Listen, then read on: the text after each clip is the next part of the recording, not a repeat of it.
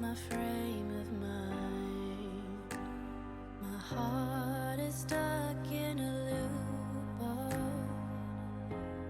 your rhythm and right.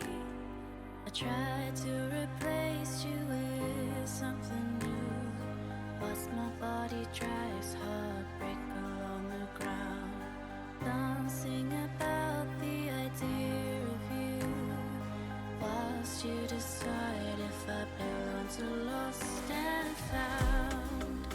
You know I'm dying to reach out to you. I'm trying but you can't see, 'cause say my calls never come through. Why can't you just hear me? I'm crying 'cause I can't feel you. My heart's sinking to my feet. I'm lying 'cause I can't touch you. Why can't you just hear me?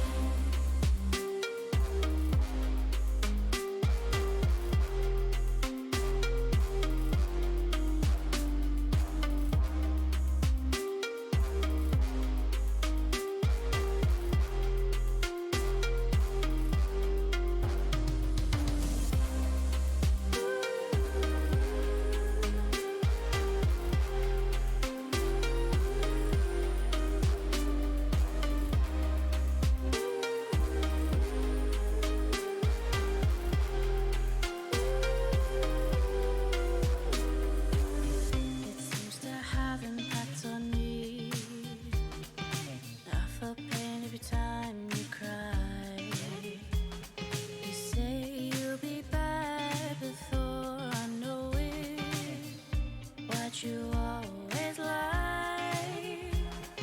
I tried to get on with somebody that's not you, whilst I had the pain that sits before my eyes, dreaming about the idea of you, whilst you decide if I fall or if I fly.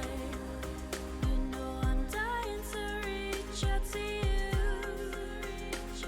I'm trying but you can't see, 'cause say my calls never come through. Why can't you just hear me? I'm crying 'cause I can't feel you. My heart's sinking to my feet. I'm lying 'cause I can't touch you. Why can't you just hear me?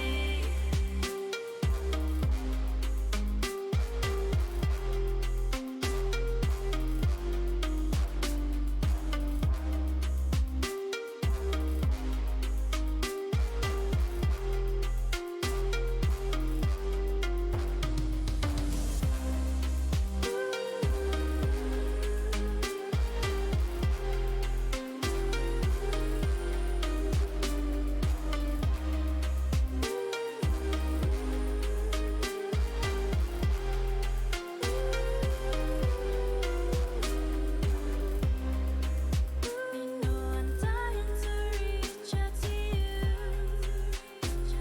I'm trying but you can't see, 'cause say my calls never come through.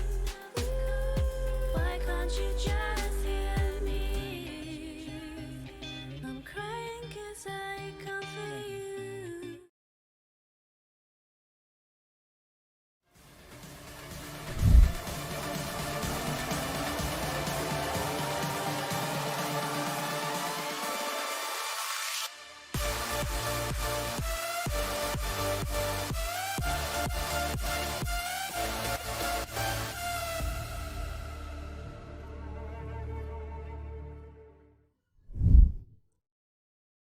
All right, everyone, welcome to our final LRS League game of the week, or series, should I say. So I'll be tonight fuddling. we have a good amount of spice looking to happen here. IDNM, I do not oh, they are looking to take home a 5-0. They're starting off this week 4-0, and they're looking to take home this series pretty quickly. But we are going to go right into draft very quickly, so let's get started with that. And I'm here just in time. Just in time. Perfect, perfect, perfect. So, we quickly see Thresh Leona ban from blue side, and followed up by an Udyr and a Nivea ban. So I'm guessing they're looking to shorten Sleeper's pool by getting rid of the Nivea, but the Udyr is just a generally strong champion overall, so I can completely understand that ban. Yeah, I totally agree. I actually played with DoNB A-Word at one point. I actually coached him for a brief amount of time. Mm-hmm. This was 2.5, 3 years ago, back when he was still a gold player. But so I don't know if his champ pool's changed. I know he loves his Aurelia in the mid lane. Mm-hmm. I don't think he's pulled it out often, but it is something to watch out for him. Well, mid so far has been seen as more of a utility role with a lot of CC and a lot of damage, so the Aurelia pick is more suited to the top lane at the moment, so it's no wonder to see why it hasn't been picked up yet. But we do see the Graves first pick out of Regicide, and that champion is very strong right now, is able to farm up really easily and stay relatively healthy, and is able to affect other lanes through just being ahead on his own. Very stable pick. Yeah, definitely agree. Graves has been a staple champion in the meta for going on 7-8 months now. Even before the item changes, he was an extremely oppressive and strong jungler. Mm-hmm. One of those really strong farming junglers. We might not see as much of him though in the next patch with the jungle nerfs. Definitely. It would be better to play gank-oriented junglers, especially since XP has been hard removed from the jungle role, so being able to affect lanes while being XP starved is going to be very helpful. Yeah, and there's another one of those junglers that's going to be hit a little bit. One of those farming junglers, the Lilia, as well. Not going to be very high priority once the nerfs hit, because she is a level 6 champion. She doesn't really... She needs hard setup to gank pre-6, but post-6 is when her power spike hits, and with the jungle nerfs, it's going to be a lot harder for her to hit that 6 in a timely manner. So definitely going to see her falling off, but we have her locked in against the Graves in this game. I do like this matchup as the Lilia, because the Graves is all about anti-AD, and Lilia is exactly opposite of that. Mm-hmm. She is also able to farm a decent amount very quickly. Because she can take Raptors almost instantly with her kit, it makes it a lot easier to keep up with that Graves' farming mentality, followed up by a Lulu pick to help probably facilitate that Graves, as well as facilitate the ADC that they are going to pick up. We do see Kai'Sa picked up, though, in round 1 for IDNM, and it's a staple champion right now. It's in a very good spot, and, I mean, they took it. After all, Samira was banned, so they are just going to take the Kai'Sa end and hope for the best, and I think she is the best right now. Yeah, this will probably be some of the last patches that we will see the dominance of Kai'Sa and Samira in these drafts. Once the nerfs do hit, Kai'Sa is getting a big hit onto her Q, especially her isolation damage, and Samira is getting absolutely gutted. I do not agree with how hard they nerfed her. Yes, she needed a nerf, but not that big. But if those nerfs do go through, I do believe Samira will just fall out of the meta and play entirely. We do see the Vayne picked up and is considered a decent counter to the Kai'Sa in an isolated 1v1. However, Vayne does suffer from the fact that she does need levels to actually perform, because she is very reliant on scaling attack speed, and since Kai'Sa is allowed to spec into the Halo plays, makes it a lot easier for her to win that matchup early. Yeah, it's a very interesting choice going for the Vayne here. I think that is going to be A-Word's Aurelia in the mid lane. We do see DoNB's Aurelia. Very, very nice. I'm very happy to see that as an Aurelia player myself. I am so happy to see her picked up. Last time I did see an Aurelia, it did not fare very well. However, I'm hoping to see DoNB pop off on this pick. Yeah, definitely. It could still go to the top lane. They are banning top laners right now, so it is possible they're trying to ban counters to the Aurelia and send it topside. Though with it picked this early, I do think they're trying to confuse the side of RGC They're going to use it as a with flex. their picks. Yeah, they're definitely trying to use it as a flex. However, it is most likely going into DoNB A-Word's hands. But back to this vein here, I actually find it very bold and interesting that they picked it B3, because on the side of IDBM or IDNM, Jesus, It do not matter. words are hard. On their side, they don't really have much in the way of hard, heavy tanks, and picking this really early just kind of gives the fact that you're trying to scale for late game and just be able to 3-shot anybody that comes remotely close to you. So all IDNB or IDNM Ooh, has the to Blitzcrank picked up to is make sure that Lulu is pick not allowed that. to play the game. Very strong here, especially into that Enchanter. She is a sitting duck waiting to be pulled. Yeah, the Vayne has a good chance of dodging with the Q. However, I have seen the Blitzcrank's hook do some interesting pulls Very that were interesting. clearly out of the way of the Blitzcrank because the hitbox is kind of buggy. Despite them trying to fix it over multiple years now. But I do like the Blitzcrank pick. It's also pretty good into this Graves here, who wants to try and kite skirt around the edges of a fight and do as much damage by getting up close. But if the Blitzcrank pulls him in, knocks him up, he dies. So they do lock in the Gragas Okay. and Kassadin. And Kassadin, if the Aurelia is placed mid, that Kassadin is not going to be able to play the game. Ooh, No, I that's a think very they- risky pick. They are expecting it top lane, but we shall see what they do decide here. I do think it should be an Aurelia mid, considering the matchup. I think they should just look for a pick top lane that can do well into the Gragas. Yeah, and they do have the counter pick here. Not a lot of counters into the Gragas, really. Gragas is a very oppressive champion, hard to dive, especially post 6. So they have to think very carefully of what they want here. Because tanks are going to be hard to pick. They are picking the Lucian. Ooh. Ooh, a very This spicy could go... one. So we still don't know who's going where. This Aurelia could go top lane into the Gragas, or this Lucian could go top lane into the Gragas. Either way, those are two losing matchups for the top laners. I do believe Aurelia is strong enough to just straight up burst the Gragas, and Lucian is probably one of the most early game dominant mid laners in the game. Yes, sir. That's so- very true. The Lucian is known for being super oppressive, and it's relatively good, especially into that Kassadin, who needs levels, who needs gold to be able to scale up. However, it is a ticking time bomb. Yeah, but for the side of RGC, I actually don't see a way for them to outscale, because they do have enough hard CC to lock down this Vayne, so Vayne can't play the game. And the Kassadin also is going to run into that issue, because if he gets hooked even once while his Rift Walk is on cooldown for the short amount of time it is, he just instantly dies to the amount of damage IDNM have drafted. They have so much burst damage, and they have a lot of ways to catch out, or with non-committal CC with that Lilia. And they also have a Blitzcrank to just get any pick. And if Kassadin, like you said, gets picked, the game is over. They have no chance of not getting burst. They just RGC, in my opinion, did not win this draft at all. I think they got completely outdrafted. Every lane is a winning lane. This bot lane is going extremely rough for the Vayne Lulu. This mid lane, just depending on who goes where, it is going to be the Aurelia top and the Lucian mid.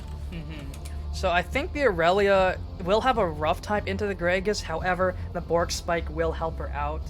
But Gragas overall is just incredibly tanky, and if he does go tank Gragas, I think that would be a better option, so they do have some way to play frontline for that Vayne and that Graves.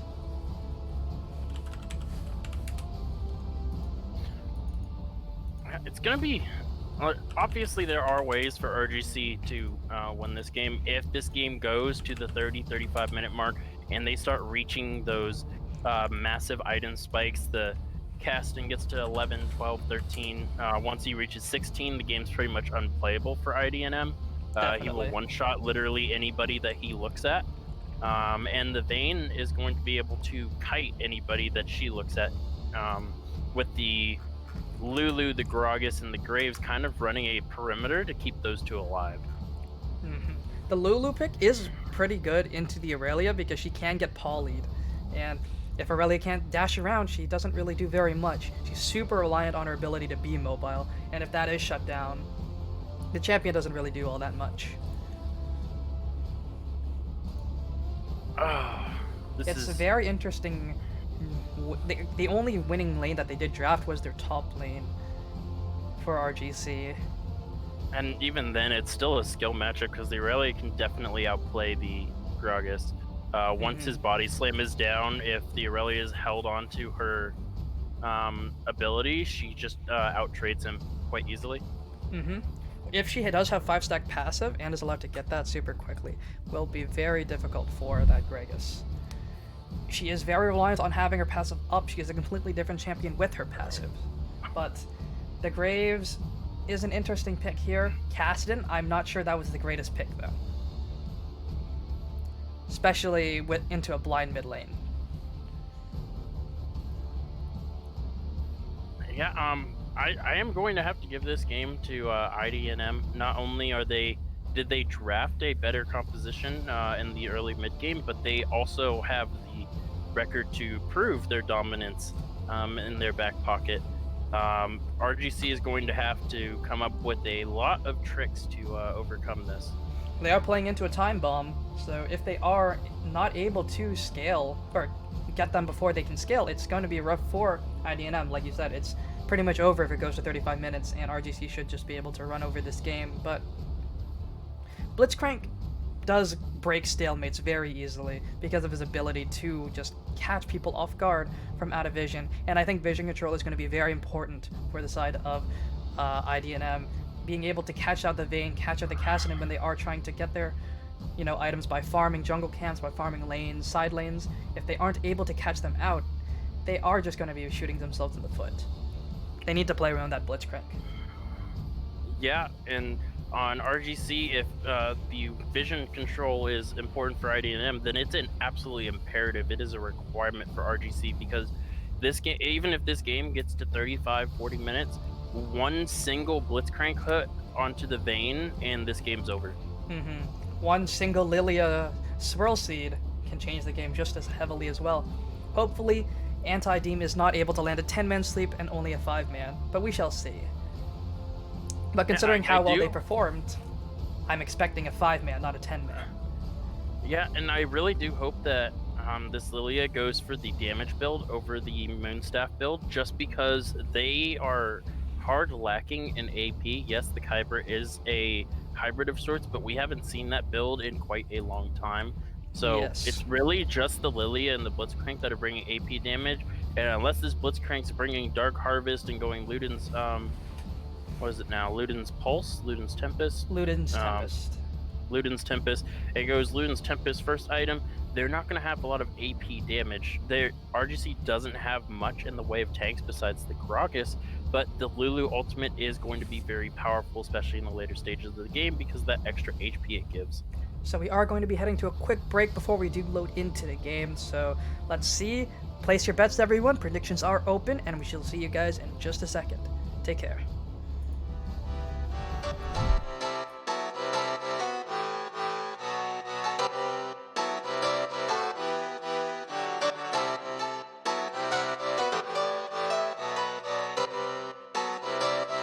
I saw you smile from across the bar. Yeah, she was pretty and so close but so far. She flipped her hair and I thought this can't be true. How does a man like me get someone like you? And then she looked at me and I was confused. Everyone here can't be the one that she'll choose. And I looked back and saw the spark in her eyes. This can't be real, my head's telling me lies.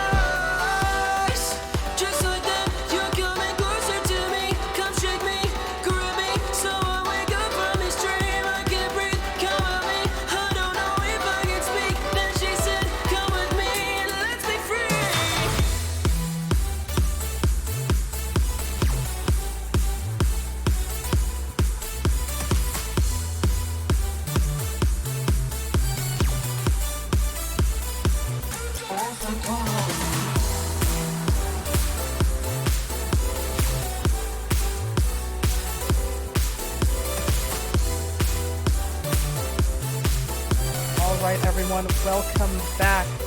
So, real quick, we do have a very interesting one. IDNM are looking to take home a 5th victory, making them go 5-0, and RGC are looking to break the tie at 2-2 and go 3-2 this week. So super excited to see. We do see some shenanigans coming out of IDNM right now, heading towards that bot side, but the Lulu did ward out the tri-brush, so they are going to see it very, very quickly.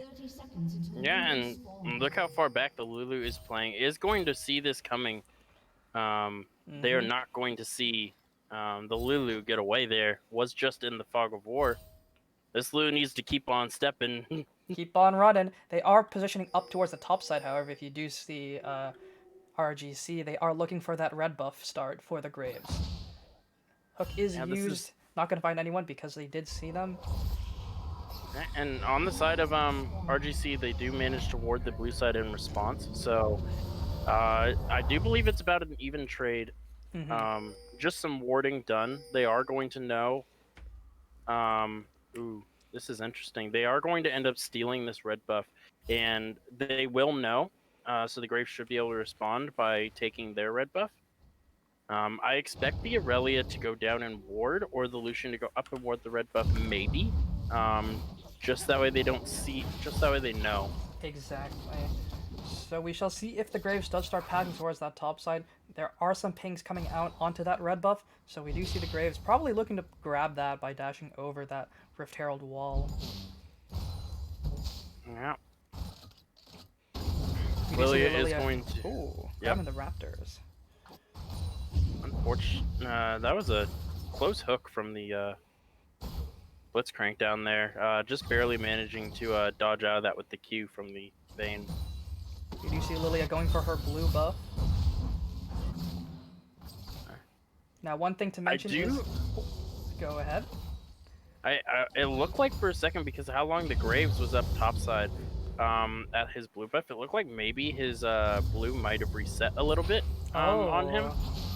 Because he's now just getting to the wolves there. And he is down in CS very early, so you're probably right about that reset.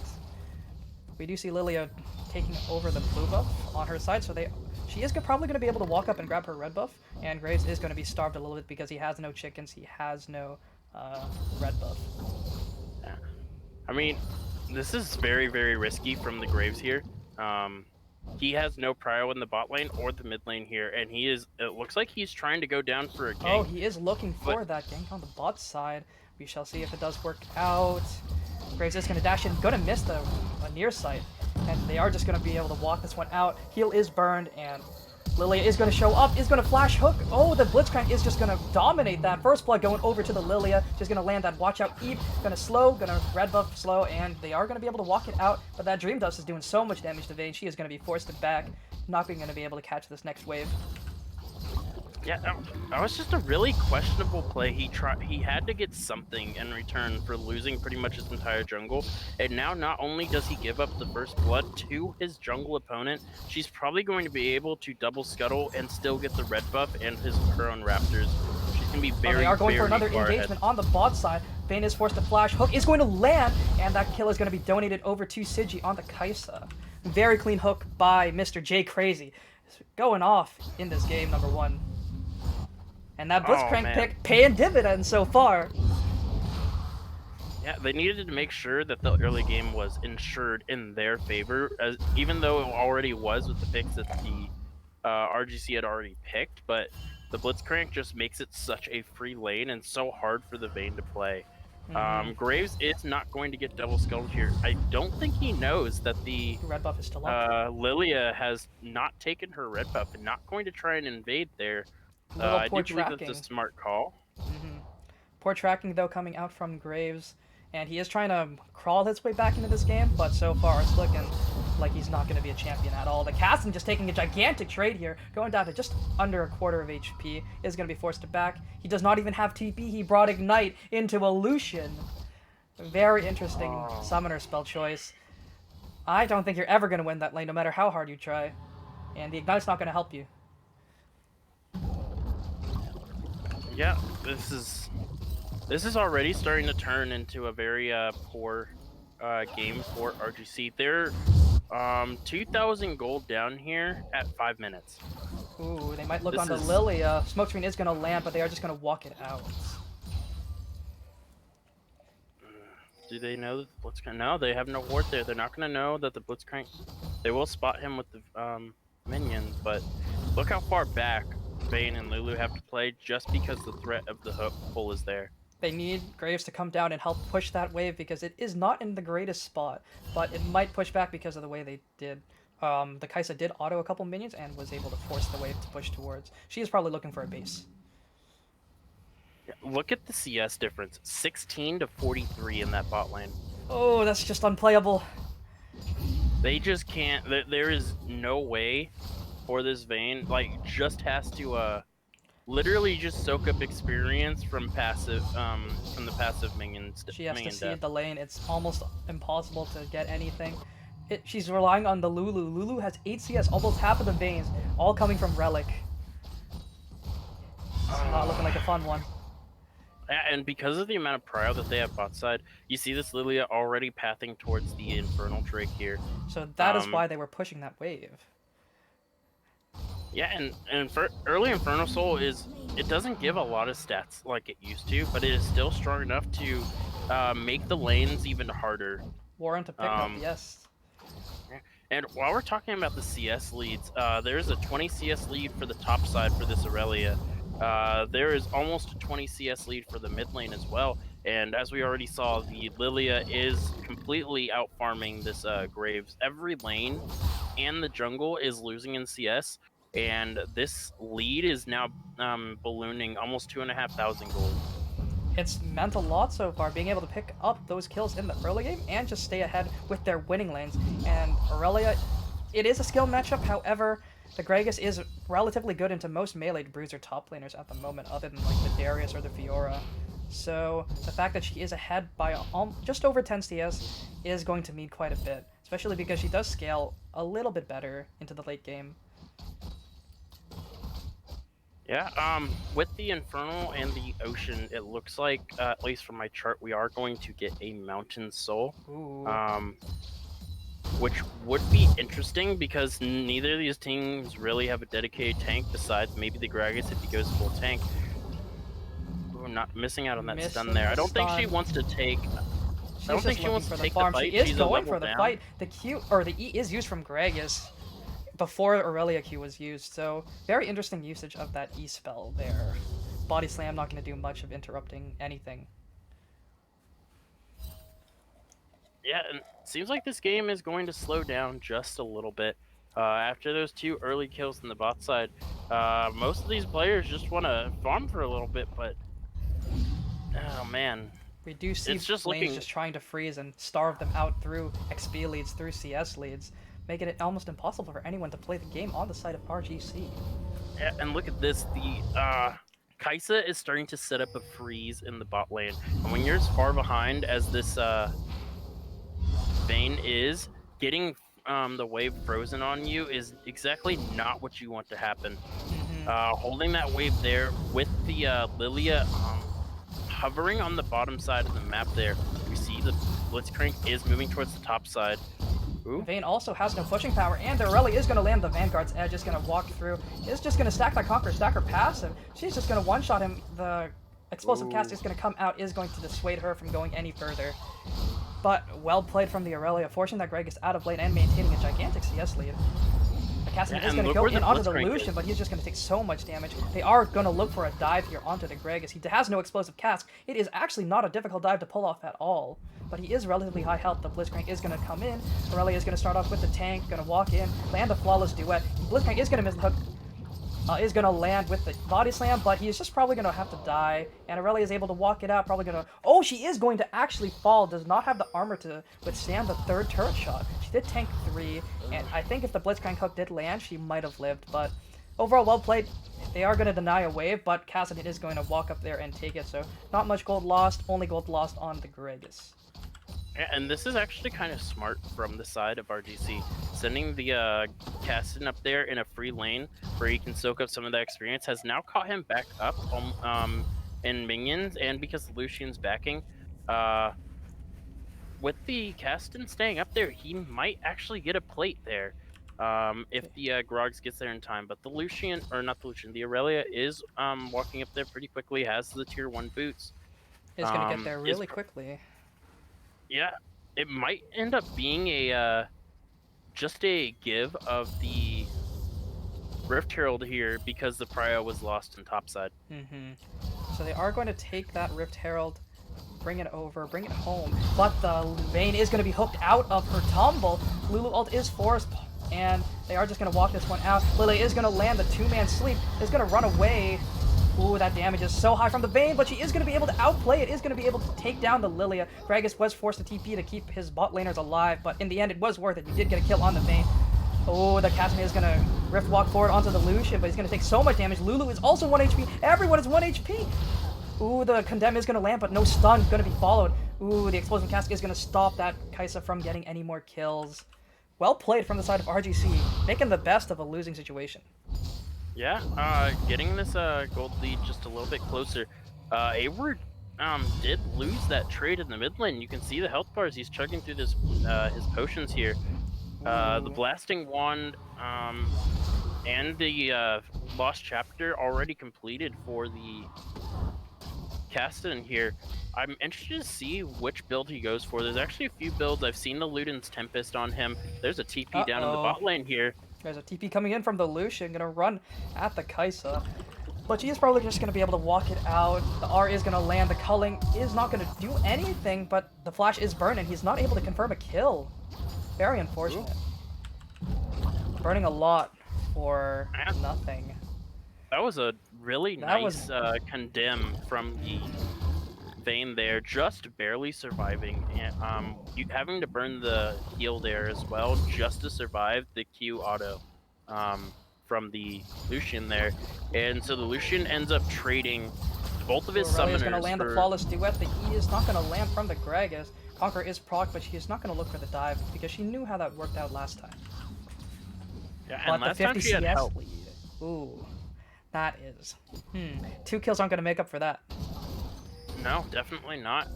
The gold lead still about 700 gold in the favor of this Aurelia here. And they're just going to take the Ocean Dragon for free. Second one of the game. We shall see. Is it a mountain? Oh, the Graves is going to walk in. Ooh, the early smite from the Graves. Lilia not smiting. She did not have smite, actually. So it was a very close one. Flawless Duet is not going to land, but she does have the Vanguard's Edge if she does want to commit for this play. She is not going to in the end, however. Yeah, and we do end up getting the Casimir is going to walk up here, Rift walking on, silenced, and she is going to be able to walk it out with that Corrupting Potion. And she's going to be forced to base. She has Teleport, though, and not going to lose anything off of that. Yeah, they knew the Aurelia still had the flash here, so maybe an E ultimate from the Gragas might have been wasted. Ooh, they are looking for a dive. Casimir has no mana. They are taking so much damage. Gragas is probably going to fall to the tower. Casimir is going to pick that up with the Q. And 1 for 1 in a dive, not terrible, but they are going to give some plates over to that Caston, who is just getting stronger as the game goes on. He's playing it very well, up in CS actually, and a kill. Yeah, now has a 300 gold lead over the laner, but with this Rift Herald dropped in the mid lane, only the Graves is going to get experience from it, and the Kai'Sa is going to go ahead and get that gold. The Lilia going in onto the cast, and Sleep is going to land. Watch out, Eve is going to do a lot of damage, but she is not going to do enough. Graves is going to walk up there and claim the kill. Not going to give it to the Cassidy, very smart. But still, in the end, an overextension from Anti-Deem. Looks like the plays from IDNM, they're seeming, they worked out in the early game, but now they're starting to lose focus. They're forcing plays that they probably shouldn't. They're starting to realize that this game is staying too even for too long, and they will get outscaled. They need to start getting these plays in, but it's difficult. Ooh, the Flawless Duet not going to land. However, the Body Slam is also not going to land. The Bramble Vest picked up for the Gragas, so that Aurelia is not going to heal nearly as much as he was. She does have the Blade of the Rune King picked up here, though. She does not have Vanguard's Edge, so he's not going to look for the play. And she does have a level lead over the Gragas here, and still sitting at about an 800 gold lead. This Casson is going to get donated the blue buff. He is going to go for the Luden's Tempest here. A lot of burst Usually I damage. see... Yeah, I... Oh, he's gonna go in on the Lucian, getting Oh. chunked for so much. You do not win these trades anymore. This Not Casson anymore, is my level friend. 12. He is down 2 Wait. levels, doing B. He's Very reached the level sketchy. 11 power spike. This game is starting to already spiral out of control. Yes, you have the bot lane and the top lane beat, but this Cassidon is starting to run away with the game already very, very early. A lot earlier than what we predicted. That is the... The Lily is going to take so much damage from that Riftwalk combo. Flash is going to be burned and is going to be able to claim that kill up onto the jungler. However, Mr. Ravencat is getting solo killed by the Aurelia. The explosive cast is going to land. Graves is there to answer, but he's taking so much damage from the Aurelia. Blade of the Rune King doing so much work. The Flash is going to keep him alive. And Aurelia is looking to maybe get a return kill. She is going to fall to the Gragas. Ooh.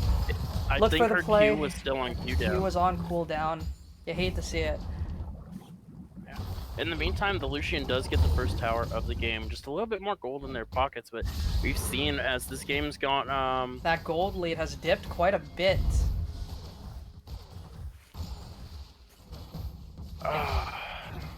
This is very close. They need to focus plays around that cast and need to shut him down, but he is so far ahead at the moment that it's incredibly difficult for them to play it out right now. Yeah, and Caston is waiting in the wings here. We do have the Lucian in response, but this Lucian is not going to be of much help against this Caston.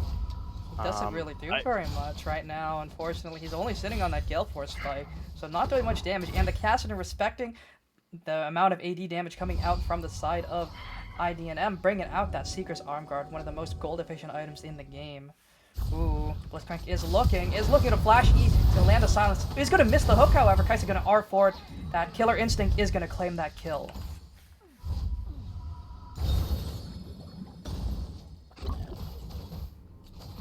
They are also going to be able to claim a tower down on the bot side, taking number 1 and number 2 towers, so they are looking pretty happy, but that gold lead is still not looking very, very high considering how far ahead they were in the early game. Apologies, I was reading the Twitch chat and there was an annoyance in the chat. Seems to have been dealt with by Gurf. Mr. Streamer Man himself. Thank you, Mr. Gurf. Oh man. A lot of drama going on both in Discord and the Twitch, but let's go ahead and get back into this game here as we do have the Mountain Dragon spawning here. RGC claiming is that going... blast cone. Oh, the Lulu is going to be hooked over the wall, is going to be swirl seeded up, is going to be forced to flash, and that is not what you want to see right before a dragon fight.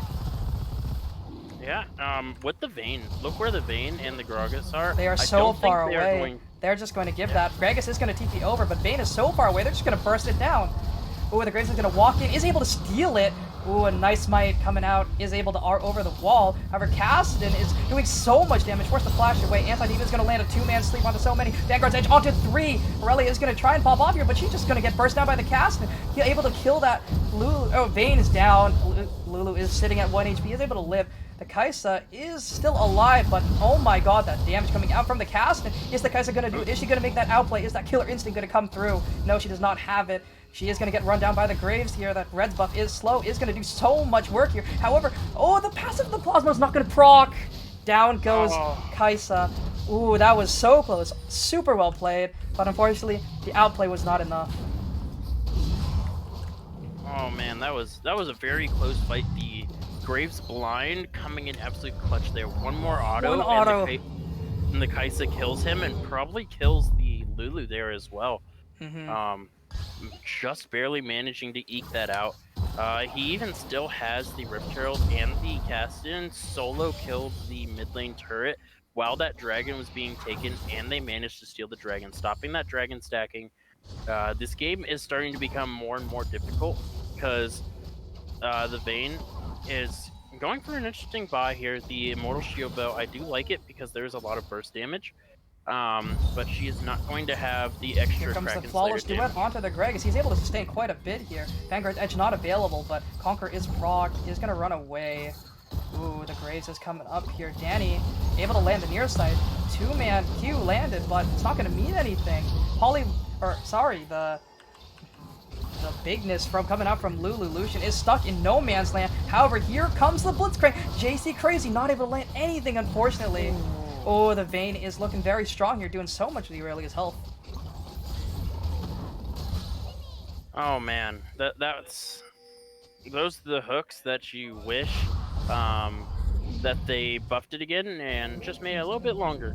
And for the opposite team, you're just glad that it's only that long. Yeah.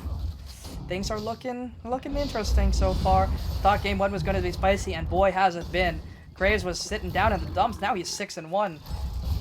Oh, here comes the Greg. His explosive cast is going to land, and down he goes. Mr. Ravencat going to be able to claim that kill onto Do and B on the Lucian.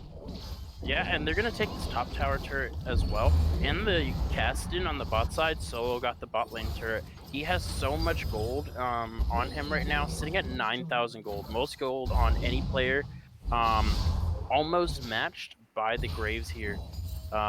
This Caston is a force to be reckoned with, finishing the Zanya, so he's going to be even harder to kill when he dives in. Oh, it's a very scary Caston. Oh. They are able to get that second charge and might be able to claim that with the Demolish Bot from Gregas. However, it's not enough, but they are just going to commit for it. No, they are not. They're going to walk away, walk it out. Yeah. Caston almost did get collapsed on there by the Aurelia and the Blitzcrank, but I don't think they would be able to kill him. Not with stopwatch, they don't.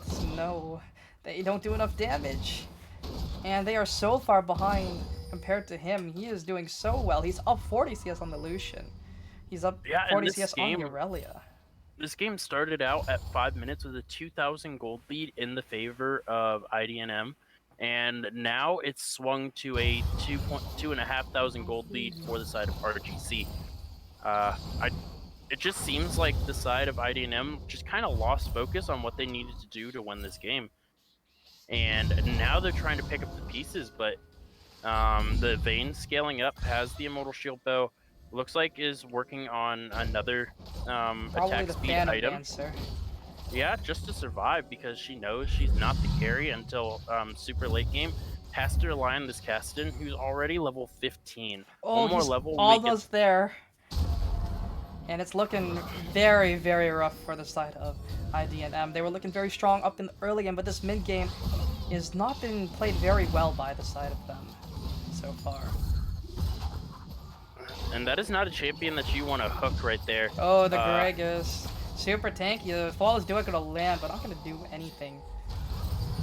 Ooh, the Casson does have a nice flank onto the Kaisa. She's gonna get one shot. She is still alive for now, but she just doesn't do enough. And the Greg is gonna be able to land a beautiful body slam flash onto the entire backline.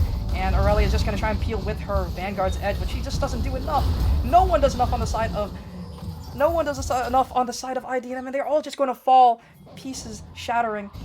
Ooh, Regicide are looking to take home the crown. They are looking to commit Regicide on the side of IDNM. They are looking to make that 5-0 or 4-0 a 4-1. Caston's on the hunt. Caston's on the hunt, but here comes the Aurelia. Ooh, Caston was able to get away. I think he was a little scared of her, but she's only sitting on one item. But they are going to be able to claim the Drake up here. Yeah, that is going to be the second Mountain Drake, and for a team where your sole tank is the Gragas, you're stacking 4 Mountain Drakes here. If this game does go that long, and if it does, it's going to be very, very tough to actually kill any of these members on RGC, because they're going to get the Mountain Soul on top of 4 Mountain Dragon stacks, which I believe, how much do those give each? 6% armor and magic resist, so 6 times 4, 24? Yes. Yeah, 24% armor magic resist for each champion on a team with only one tank is going to be absolutely massive.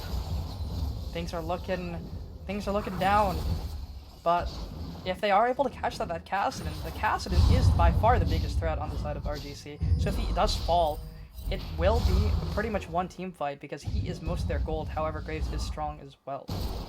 Yeah, and this is also one of the reasons why I really disagree with the Gale Force on the Lucian there, because the one tank you have to get through is that Gragas, and if you can't burst through him to get to the rest of the team, then that means Kassadin just has free reign over you. And Gale Force is not going to save you from a Kassadin. Here comes that 16. Ooh, he just reached 16. The biggest power spike has just been dinged. Things are looking very, very rough. We did say they were on a time bomb, and that time bomb is just ticked over. Yep, and now he has a Mejai's with 24 stacks, and looks like he's no, about to buy. He's about to buy the Archangel's staff as well. Oh This man, is not looking good at all for the side of IDNM. The Kassadin has just been allowed to do his fun. He's been able to walk over anyone at this point in the game. He can one-shot the Aurelia, he can one-shot the Lilia. Doesn't matter who you are, you're getting a one-shot. And Aurelia cannot even kill the Gragas right now. They are looking to start up that Baron, or maybe just clear out vision up there. Blitzcrank is looking, but JC Crazy has not been doing all too much now after that amazing early game. yeah, the Aurelia does have the Triforce picked up here. So she is going to be doing a lot more damage than before. If she can get a good ultimate off, she could easily very kill. She's doing so much damage, but so is the Gragas. That healing is so crazy from his passive, but she is able to walk it out. A decent trade overall, but it doesn't mean anything at this point in the game. Yeah, he is going to be able to just kind of heal back with his W, I think, is the ability that... Ooh, oh, she is looking for the dive. The explosive cask is going to be used, but it's not going to land. However, Anti-Demon, the Lilia is just looking down at 1 HP. Is going to get flashed on, is going to fall over. The Kassadin, Rift walking all over the place. Yeah, and I do believe with the jungler dead, this should just be a Baron for the side of RGC. Definitely. They are looking for it, and I think that is... The Vanguard's Edge is going to land onto Mr. Raven. He is going to get stunned up, and it's going to fall. Aurelia going to take that solo kill. Mullen Axe looking very strong on the Aurelia pick. Yeah, probably their one saving grace. They are going to lose the Baron here. The culling is going to come out. Smite is going to land. Smite is true. And the Graves is going to take that, just like he took the other Drake. That was a... There was no way the Lucian's... Oh, they're looking. Sinchi gonna get one-tapped here. Oh, down he goes. Wildgrowth's gonna keep that Kassadin alive. However, Lulu is gonna be pulled in. Oh, the Rift Rock is gonna miss. Doomby is 1 HP. Kassadin is just gonna be able to walk through the rest of the team. JC Crazy goes down. Here comes Mullet Axe. Not able to do anything. Rift Walk over the wall is gonna keep that Kassadin alive. Oh man, this is... And now you have the Vayne with the Baron buff there, able to just soak up all of the extra... oh no. Sleep is going to be ran, but she doesn't know the TP is going to come out here from Gragas. Stunned up, though, is going to dissuade that, but I don't even think that TP was necessary.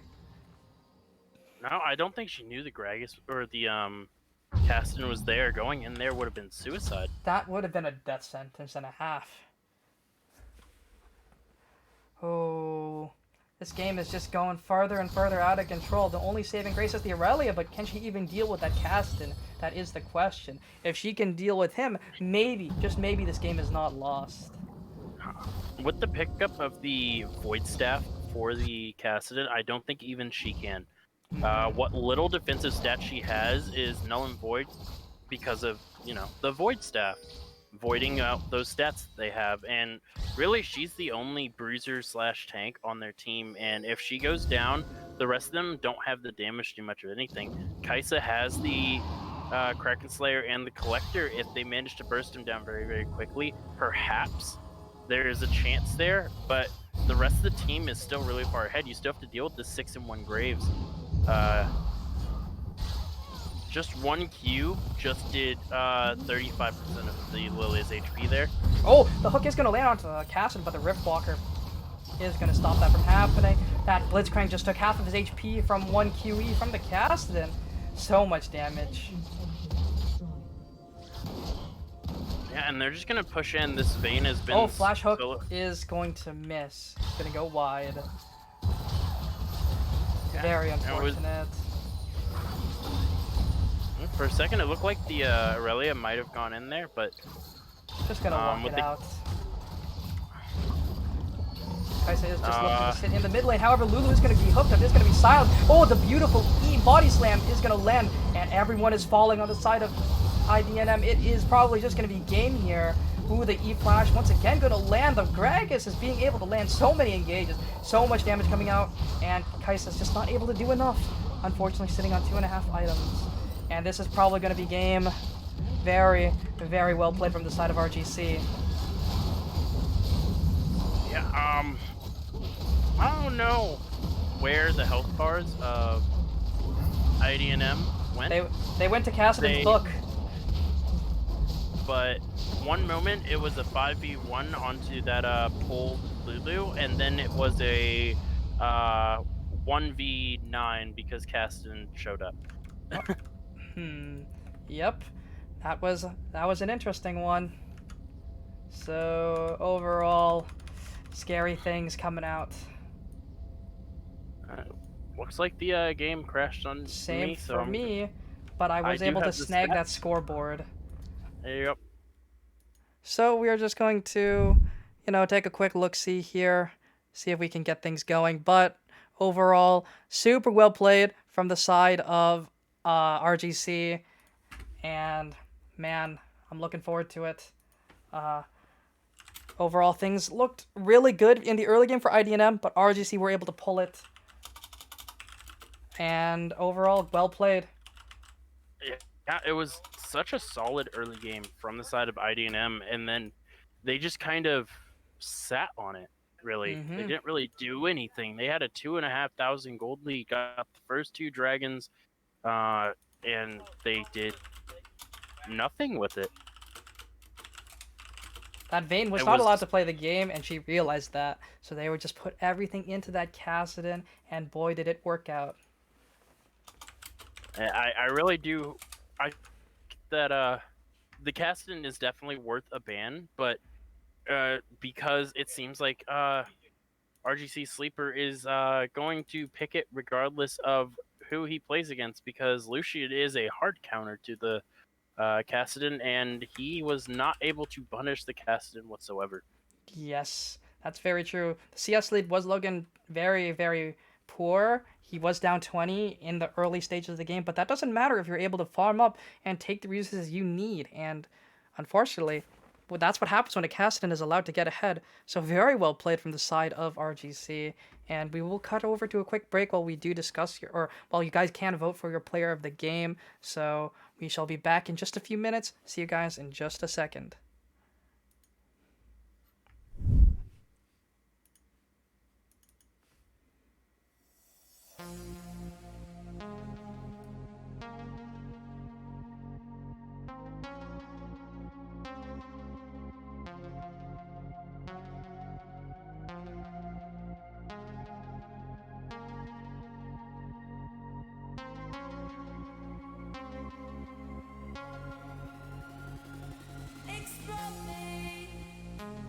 Explode me, give it all to me, give it all to me.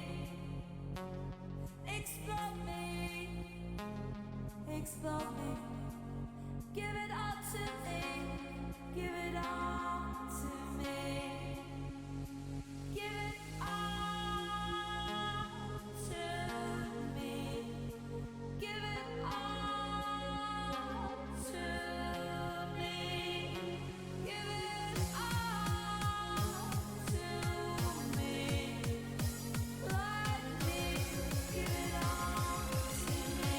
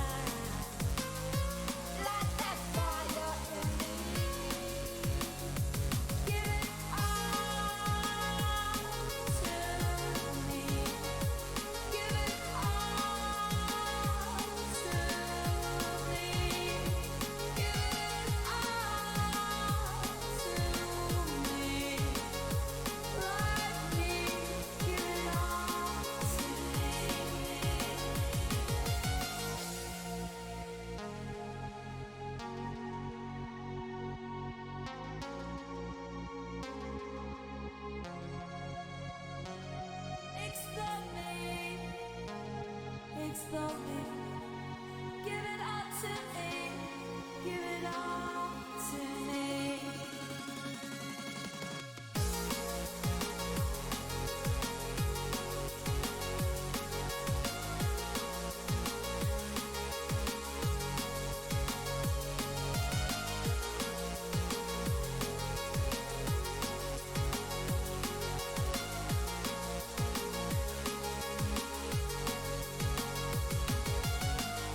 You make me feel like I've got dynamite inside.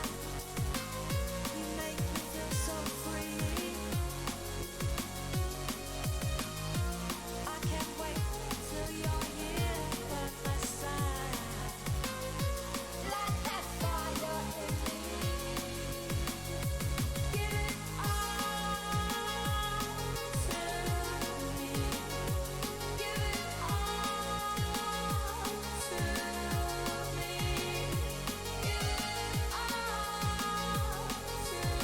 me. Like me, give it all to me.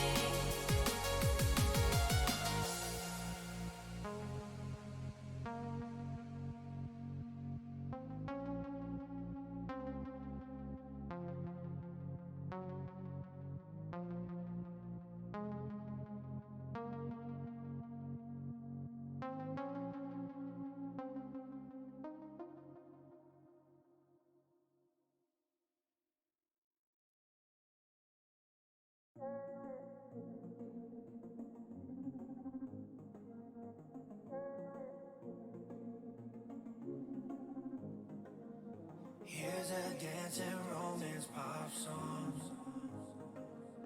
about love we can't resist. Girl, you know you make my heart throb. It goes something just like this. Don't fall in love with me, baby. I saw you starring in my dreams lately. Don't tempt me with this bad behavior. Save me, oh pretty savior. A faded love story. Don't fall in love with me. Don't fall in love. My love for you is growing stronger. Cannot dismiss you anymore. And my heart really wants to love ya. Oh damn, I think I'm gonna fall. So, player of the game. I think it was pretty obvious. It was Mr. RGC Sleeper coming in with that Cassidon, the sleeper pick, able to just decimate that game, able to walk it all over. He proved us wrong.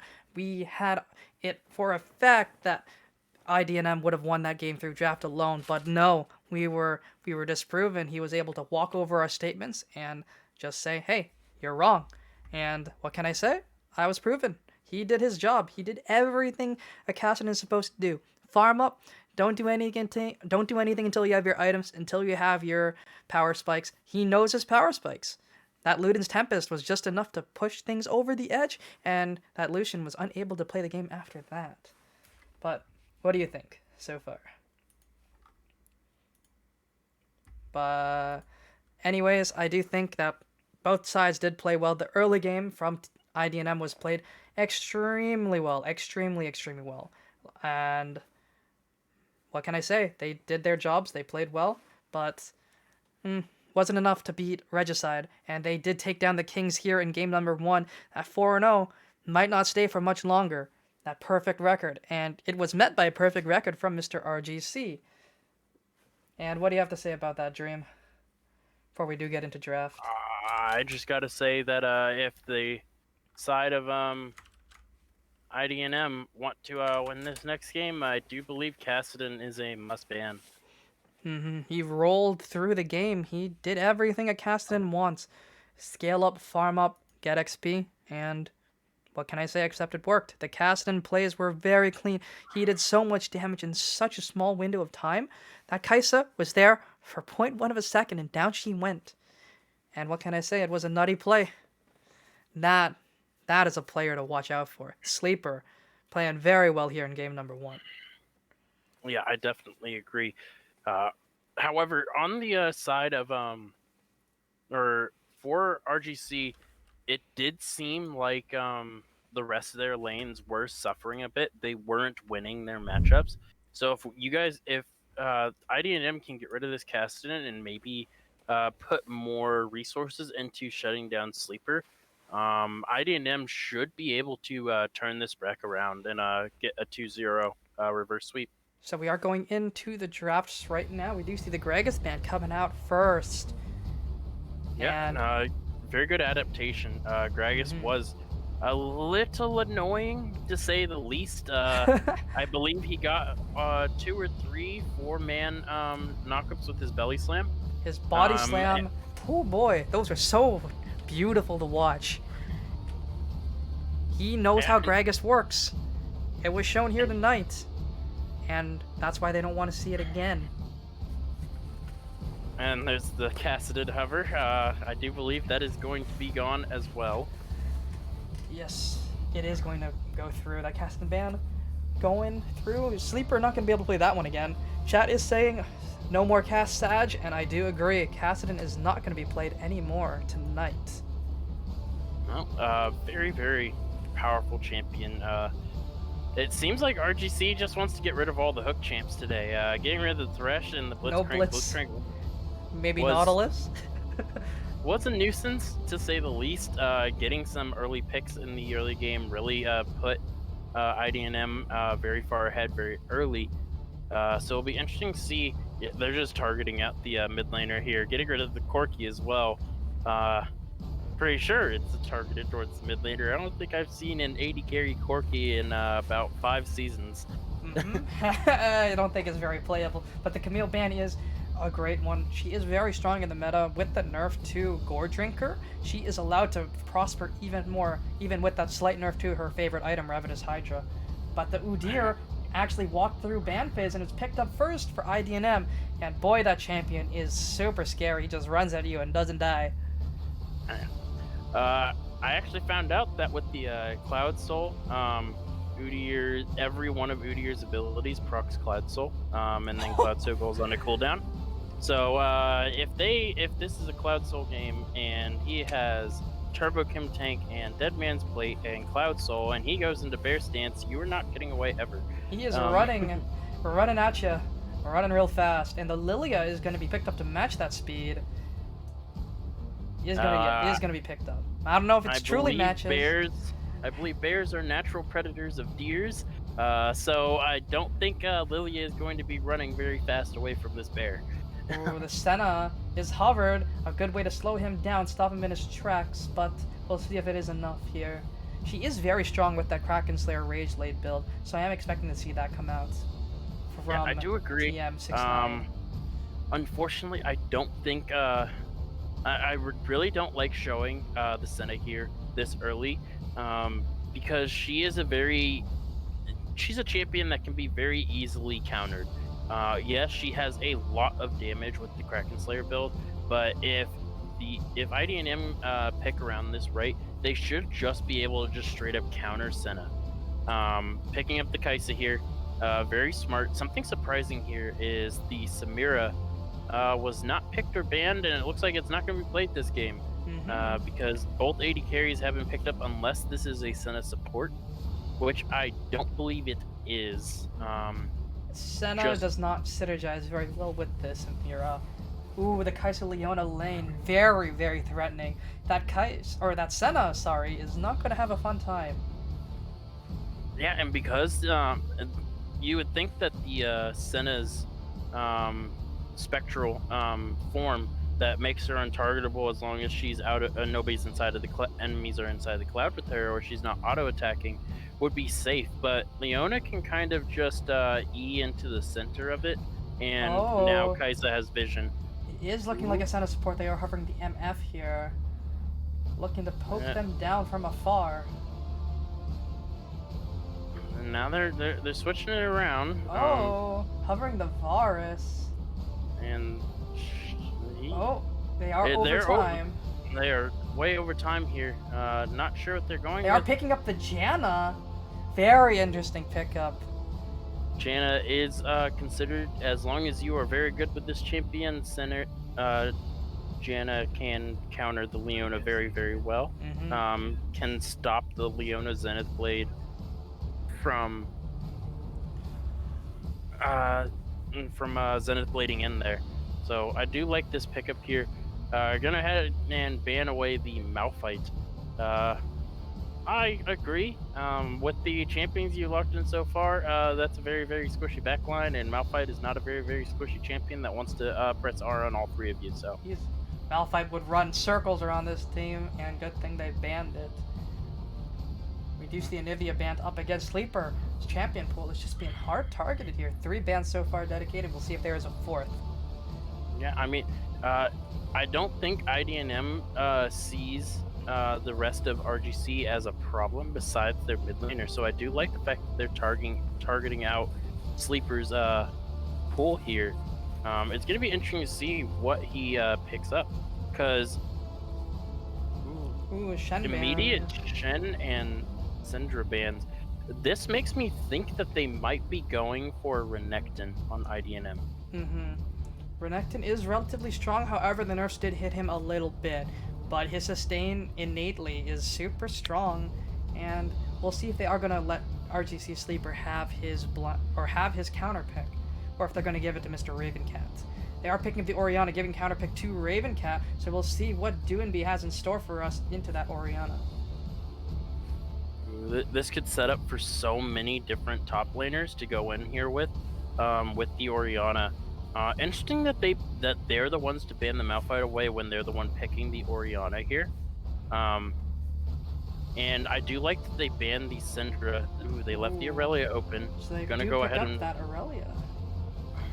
And pick up the Galio too, so they do have a lot of global pressure with the Udyr running circles around everyone, and the Galio able to just follow up with a gigantic magic shield. The hero's entrance is going to be very heroic this game, because there is a decent amount of magic damage with that Lilia, with that Orianna. So that magic shield from the hero's entrance is going to be very helpful. Yeah, and I do suspect that IDNM is going to have to invest into some healing cut pretty early in the game. Ooh, Maokai because up. That is going to be a Maokai top. That's going to be very, very interesting. I haven't seen a Maokai top in a little bit. Mostly see him support. He's now even tagged under the support role. So, another tank versus damage dealer top lane is probably going to go in the favor of the damage dealer. Meaning this Maokai is probably going to have to sit back and farm under tower for the majority of this laning phase. The Galio, despite being a melee champion, being a anti-mage, is going to have a little bit of an easier time fighting the Orianna. Because Orianna is a very immobile champion, if he can get the knock-up taunt and Q off, he does a lot of damage, especially in the early game. He is definitely known for that early game burst. He can do a lot and also just tank a lot. And into double AP, even triple AP with that Maokai. It's going to be very scary. Yeah, and there's a lot of people that the Galio can also ult onto to completely destroy team fights. If he goes in on a Leona who has ult 3 people and Zenith Blade in, or he can go onto the Udyr, or he can go on to the Aurelia, who can also ult and slow people and keep them stuck there.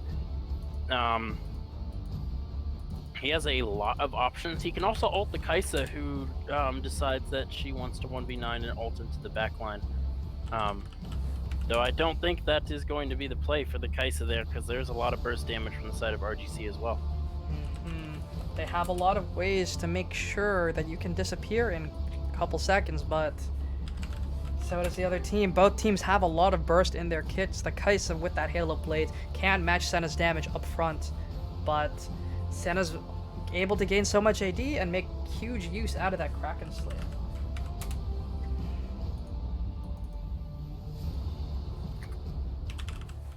Things are looking very fun though. We have a lot of dive on the side of IDNM, and they are looking to make that Senna's life a living nightmare.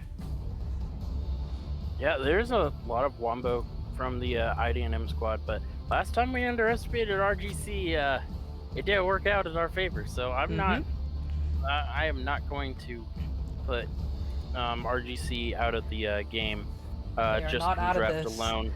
Though on paper, IDNM definitely has the stronger comp. RGC has already proven that the stronger comp doesn't always win. If you can player diff, it means a lot here, and Sleeper was able to do that game number 1, able to shut down Do and B and not let him perform like his namesake. So Sleeper here coming in as a sleeper, so I'm super excited to see what he has for us in this game, but it is going to be a little harder because he is not as mobile. He is not going to be able to just run in one shot and Zonias this time. Yeah, I mean, if this Orianna gets ahead, her damage is very, very substantial, but against the team comp that IDNM have drafted, really the only person she's going to be bursting down is the Kai'Sa. She's not going to be able to burst down the Udyr, who's going to go Turbo Chem Tank, and she's not going to be able to burst down the Galio because it's Galio, and Leona has insane amounts of damage reduction because it's Leona. Really, the Aurelia is going to be too mobile for her to burst down, so really her only option is the Kai'Sa, but how is she going to get to that backline without getting a 3-4-man ulti set up from somebody, I guess? There's really nobody to really dive into them besides, I guess, the Maokai, and the ball will dislodge off the Maokai if Maokai uses the Twisted Advance, so really she has to set up her own ultimates here. It seems as though NYX Earth is very, very flash reliant here. They're looking for that Lilia to get those flash engages with the flash sleep. They're looking for Maokai to get in there with the with his R, with that Twisted Advance. They are looking for a lot of flashy plays, and it's going to be they're on a timer. They have to have those summoner spells up, and if they don't, it's going to be incredibly hard for them to play into the draft that IDNM has come up with. But we can't count them out just yet. They've proven us wrong once, and they can prove us wrong again. And I'm gonna say I'm more than happy to be proven wrong here. They are called Regicide for a reason. They are looking to take the crown tonight, so we shall see if that is able to happen. Yeah, this is definitely probably going to be a much more kill-oriented game, I think. The first game started out very, very slow. I don't think this game is going to be the same. There is a lot of kill potential on in pretty much all of these lanes, besides maybe the mid lane, because Galio, yes, he does have a lot of burst damage, but once that's gone, he kind of just has to walk away. He is a cannon minion at that point. Caster minion, I would say. His auto attacks don't do much damage. That's very true. But if he runs out of gas, Galio doesn't do much. But if Orianna runs out of mana, she's even smaller than a Galio. Well, I mean, her auto attack passive will keep her in the fight despite running out of mana. That's true. So she does have that going for her. But looks like Spectator Lay is about to end, so I think it is time to go ahead and go for a short break as we get into game. We do have our predictions open, so do place your token bets onto either IDNM. I'm not predicting this time. Not predicting this time? Nope. But we shall see. See you guys in just a few.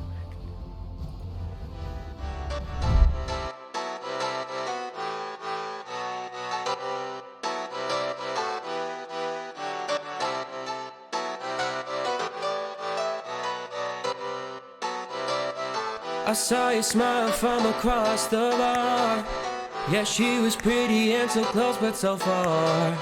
She flipped her hair and I thought this can't be true. How does a man like me get someone like you? And then she looked at me and I was confused. Everyone here can't be the one that she'll choose. And I looked back and saw the spark in her eyes. This can't be real, my head's telling me lies. Just like that, you're coming closer to me. Come shake me, grab me, so I wake up from this dream. I can't breathe, come at me. I don't know if I can speak. Then she said, come with me and let's be free.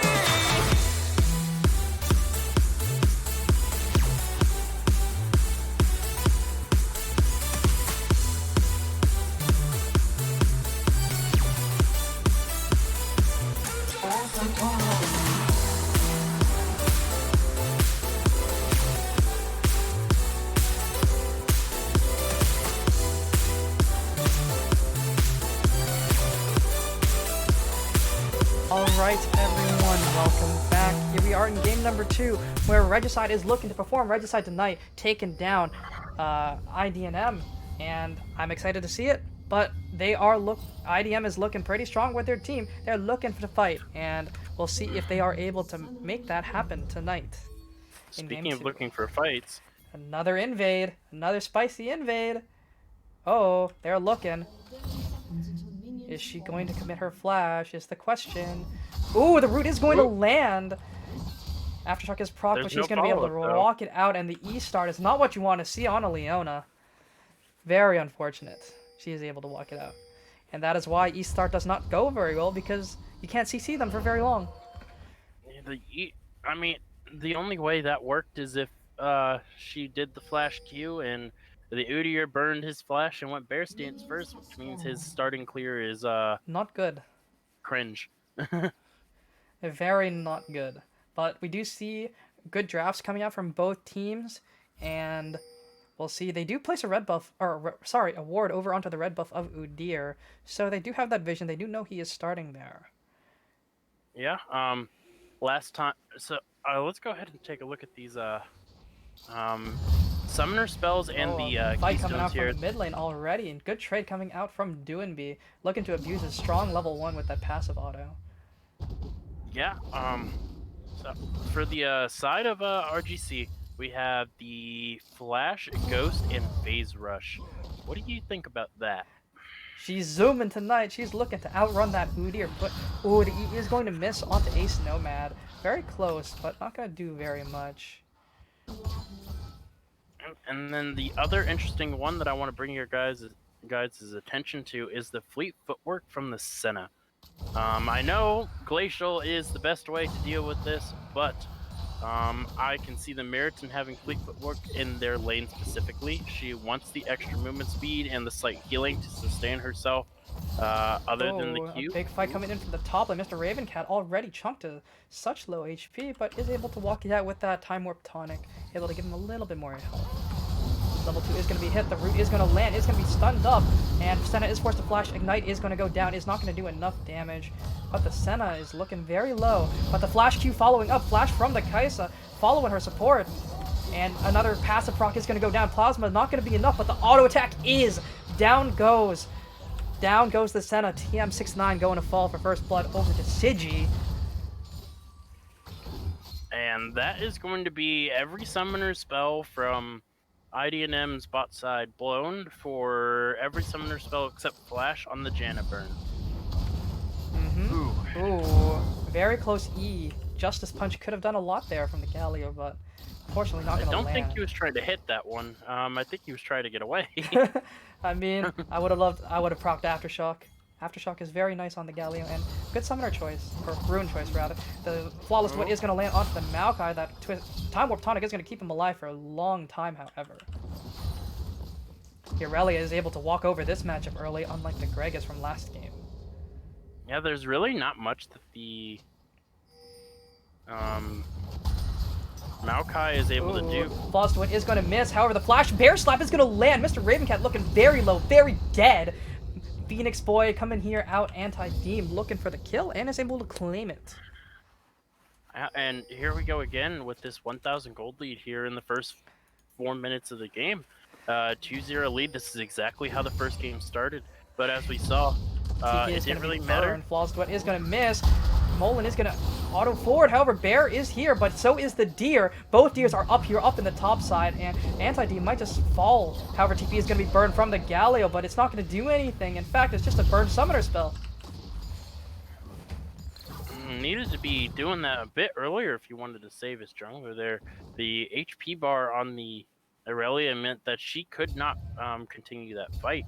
She kind of just left the flashless Udyr there to honestly just die. Yep. She is going to be forced to TP here. Maokai is going to look to stop her with the sapling toss, and it is going to stop the base. That is going to feel incredibly awful. Now she is forced to catch this wave with very minimal HP, and also no corrupting stacks. I mean, she is Irelia. She can clear this very easily.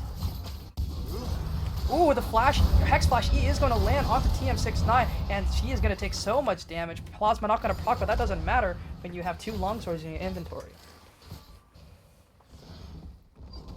And now the Aurelia is going to try to back, but I do think back in the same spot is the wrong decision, and Sapling toss. Probably gonna Mullen come out again. yep, does agree and backs off just a little bit more so that way they can reset and Ooh. teleport right back. Lilia is in base. They are probably going to be able to claim that Drake. And the TP is going to be burned. Mr. Ravencat is starting to walk his way down towards that dragon. But it's probably going to be claimed by Udyr because he does do that objective very fast. And is just going to walk away. He's going to walk back to his lane. And, ooh, the NATO almost enough. The Lilia is there, but is not able to claim it. She is going to get stunned up. He's going to flash. However, the Dream doesn't doing so much damage, but no. JC Crazy claiming a kill over in the bot side of the map, but Orianna is here. They're going to have to flash that little Janna NATO, but Vanguard's Edge is going to land onto Mr. Ravencat. He's taking so much damage that Aurelia Pass are doing so much work, and down he falls. The tree has been fallen, has been chopped down up in the top side. We have the exact same dragon start from last game. Infernal, and we're followed up by an ocean. Uh, Is this going to be another mountain? Most likely, yes. Unless the game has figured out that I've figured out their system and is listening in on this call at this very moment and changed it on me. We shall see. We shall see if Riot Video Games is going to be nice to you tonight. But we do see things slowing down a little bit. People are just looking to freeze waves, looking to just farm up. We do see, again, CST up in the top side, although there is a deficit down in the mid lane in the early game for the Galio, but that is expected up against the Orianna. Merc Treads are picked up here. Very good into the Lilia, very good into the Orianna, so good pickup from DNB.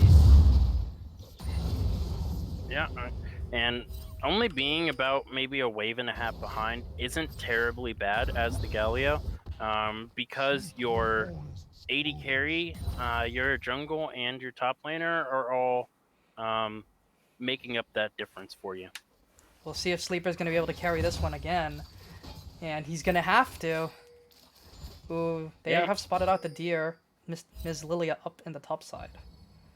It looks like she wants to try and focus onto this Rift Herald here.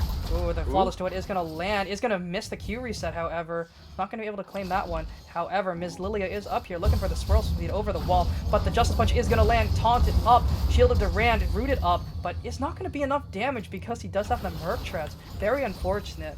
And the Ignite is also burned from the Leona, so a Summoner burned for nothing. And plates in the bot side are going to be gathered up by TM69 and Ace Nomad. Oh, no plates were actually gathered, actually. They are just looking to poke him out, but it's not going to be enough. Uh-oh. Ooh, Mr. Ravencat is going to be caught out here. The Zenith plate is going to land. Hero's Entrance is following up. Two-man sleep. Ooh, very, very close. But Orianna is going to be there in just a couple seconds. They are pinging to back off. Ooh. They need to be very careful here for the Senna and the Janna because this Kai'Sa has not been dove. I'm very surprised. She is just holding her own. She's just standing her ground. She has the level 6. She has the Noon Quiver just to respond. Oh, Flawless to it is going to land. Does he have the Vanguard's Edge? It is going to land. Flash is burned. Flash follow. Mr. Ravencat is going to fall. And Aurelia going to take him down a second time. The tree has fallen. Not Ivern, though. Maokai. However, the Lilia is here. She has no sleep. She is very strong, though. He's going to do so much damage. Flawless to it is going to land. She's taking so much damage that Aurelia, with the passive up, with that recurve bow, with that spell vamp, is doing so much work. Dark Harvest, however, the Flash Bear Slap is going to land. Is it not? Oh, watch out. Nope, down she goes. Udyr is going to take an assist here, and that Defiant Dance is going to keep that tower shot from taking her down. Ooh, that Aurelia is 3-0, and that's not the start you're looking for the side of RGC. No, definitely not. And during that, the Udyr went and grabbed the Rift Herald as well. This is going to be... This lead is now, has reached that 3,000 gold lead here at the 10-minute mark. And it's starting to just kind of spiral, like the last game. Ooh, the Justice Punch is going to land, followed up by a taunt, but no damage coming through from DNB. Needs to be very careful. He doesn't really have the stats to survive a full-on fight with the Orianna here. He needs a bear slap. And the Bear Slap is currently slapping the Krugs right now, so no help coming No to help him at there. the moment. But I do expect there should be a gank here soon, while the Orianna doesn't have flash. Yes, the Ghost is helpful, but Udyr runs faster than Ghost, so... We do see the Lilia tracking the Udyr very well. She knows he's either on his red buff or his Raptors, and he's going to take both. So good tracking coming out here from Danny. And with how much prio they have in the mid lane, look at the Galio is going to reset here, despite only being 5 seconds away. Oh, here comes the deer. Oh, that root almost landed from TM69. They are going to be forced to back off here. They were looking to use that Rift Herald up in the mid lane, but unfortunately, not going to be able to. But here comes the Aurelia. This, what, 3-0? Very strong. Yeah. Oh, Danny taking a lot of damage. However, rooted up is Jay Crazy. Is going to be forced to flash over the wall, but is able to get away in the end, trading his health bar for the Lilia flash. We're looking for another dragon fight, and this was where a turning point was. They were able to claim so many kills last time, but RGC isn't strong enough right now. Orianna does take some time to get online, just like that Kassadin, but they are able to claim that Ocean for free, and it is a Mountain Soul. All right. Oh, Flash Taunt coming here through for Doenby. Justice Dash is going to land, is going to be stunned up, is going to land a 3-man shockwave, but not going to matter when an Aurelia is going to dash onto your face with that Blade Surge. There is nobody that can answer this Aurelia at the current moment.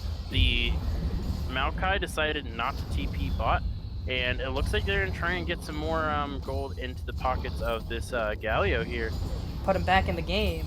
2 plates over, very nice. And they are going to be very happy with that Rift Herald.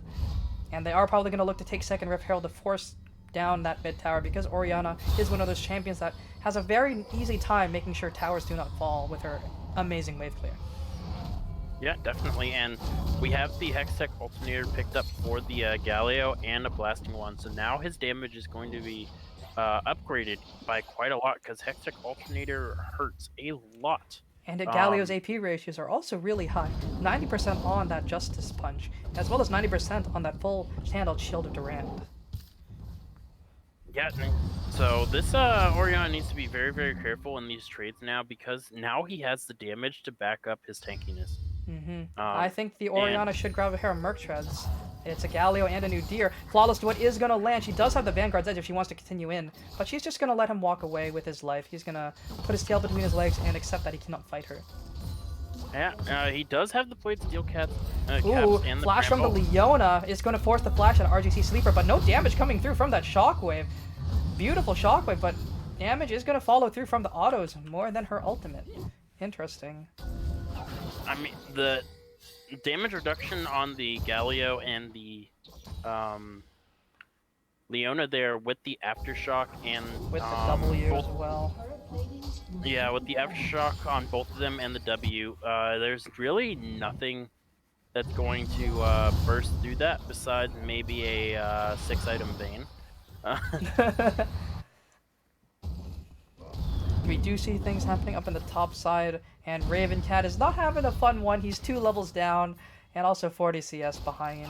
Not looking very happy up there. Very sad tree. But this it is a Maokai. yeah, I do want to go ahead and take a look at the Senate here, see where her stacks is. Oh, here comes a taunt coming out. That flashless Orianna is being punished. Solar Flare is going to land. Galio is going to fall. It's going to tank for a little too long. The TP is going to be canceled from the Flawless Duet. Ooh, that could have been something very fun, but Molin Axe is going to make the smart play and make sure that Maokai cannot follow through. Is going to Q forward, does have passive stack, is going to do a lot of damage. Going to slow him down with the Bork. Down goes the Flawless Duet once again, is going to land, but she does not have the Q reset. Unfortunately, he's not going to be able to follow through. She does have the Vanguard's edge if she does want to go on for another play. I don't think this Maokai can stay in this lane for much longer. It can just dive and kill him. Already has the Blade of the Rune King finish, and despite having played Steel Caps and a Bramble Vest, it's not going to change as we see here the comes dive the coming bear. Aurelia is already tanking it up. The Gigantic R is going to not screw up anyone. Flash is going to follow through from Mr. Ravencat. Is going to be able to get away, but that's a burn summoner spell for nothing. However, Danny is looking to probably land a sleep here. Here comes the Vanguard's Edge is gonna land, but down goes down goes Maokai, but Aurelia queued into tower. She is still alive, however. And she is able to take down 2. That Triumph is paying big dividends. Ooh, the Orianna is punishing that Galio for being a little weak, a little behind in items. That Luden's Tempest is doing some work. Something that I wanted to check on was the Senna stacks, just to see where she was at. And she's sitting on 18 stacks at a 15 minute, which is not what you want. This is... It could be a little higher, but it's a little rough into Leona Kaisa. Yeah. The turret is down, so she is going to be able to free farm the bot side. Unfortunately, the nerfs over the past year or so since her release to her stacking from killing minions not very is good. Significantly reduced. So despite having a free lane to herself, not gonna ult in on that. Void Seeker doing some damage though. I fully expected the ult in from the Kaisa there, but not wanting to risk diving under the tower. That Orianna is pretty strong. She does have a lot of CS to her name, as well as a kill under her belt. Danny doing some damage onto JC Crazy, but that doesn't do very much to a Leona. Oh, here comes her Molin Axe coming through with the Borg. Twisted Advance is used on the on the Crux to try and get away, but he has no flash. He's not going to be able to get out of this.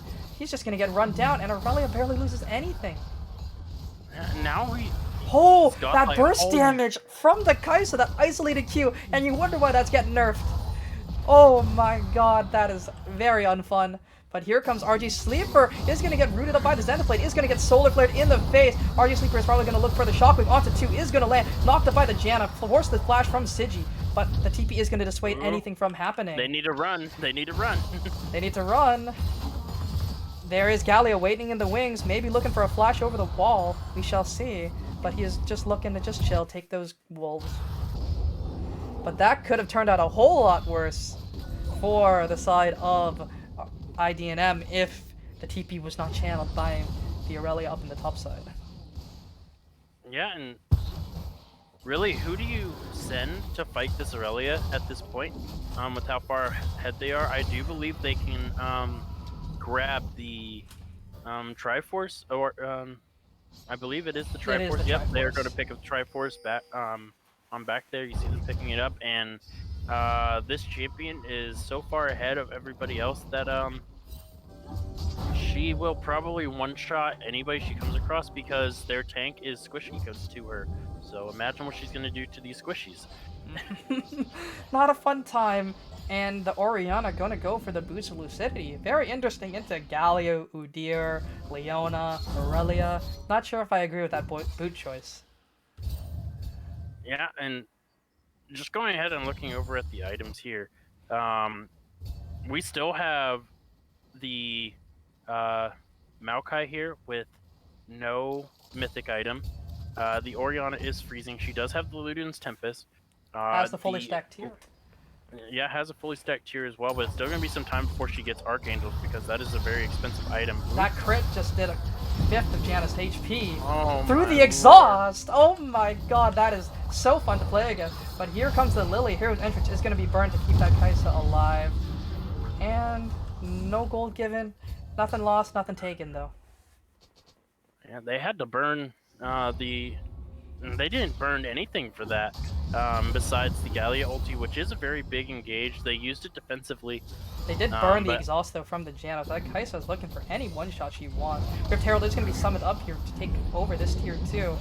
And it's probably going to get its charge off without any issues. But the Orianna is waiting in the wings. Might look for something. Charge is going to go off, but turret is not going to fall. It's going to sit at a very low HP. Probably going to be claimed on the next couple waves. Swirl Seed is going to land onto Sigi. It's going to burn away. Yeah, nobody there to back them up, so just gonna let the Swirl Seed hit and wait for those minions to crash in. We still have 16 seconds on the Baron. With how powerful IDNM probably feel right now, they could probably go for a 20-minute Baron, which is what they are hovering around. The Aurelia has the Borg, has the full Trinity Force. She's going to do so much damage onto this Baron, and I think they are going to look for it. Yes, they are. The Lilia is backing right now. She is nowhere in sight. She is so far away. And we do see Jay Crazy and Doinby waiting in the wings, looking to stop anyone who is looking to contest it. But this is going to go down so quickly. And this is only 20 minutes into the game. It is going to go down. Oh, man. Down it goes already. Super fast. Oh, it's a little bit of a dangerous position. Kaisa, the only one not recalling. Rest of her teammates on base.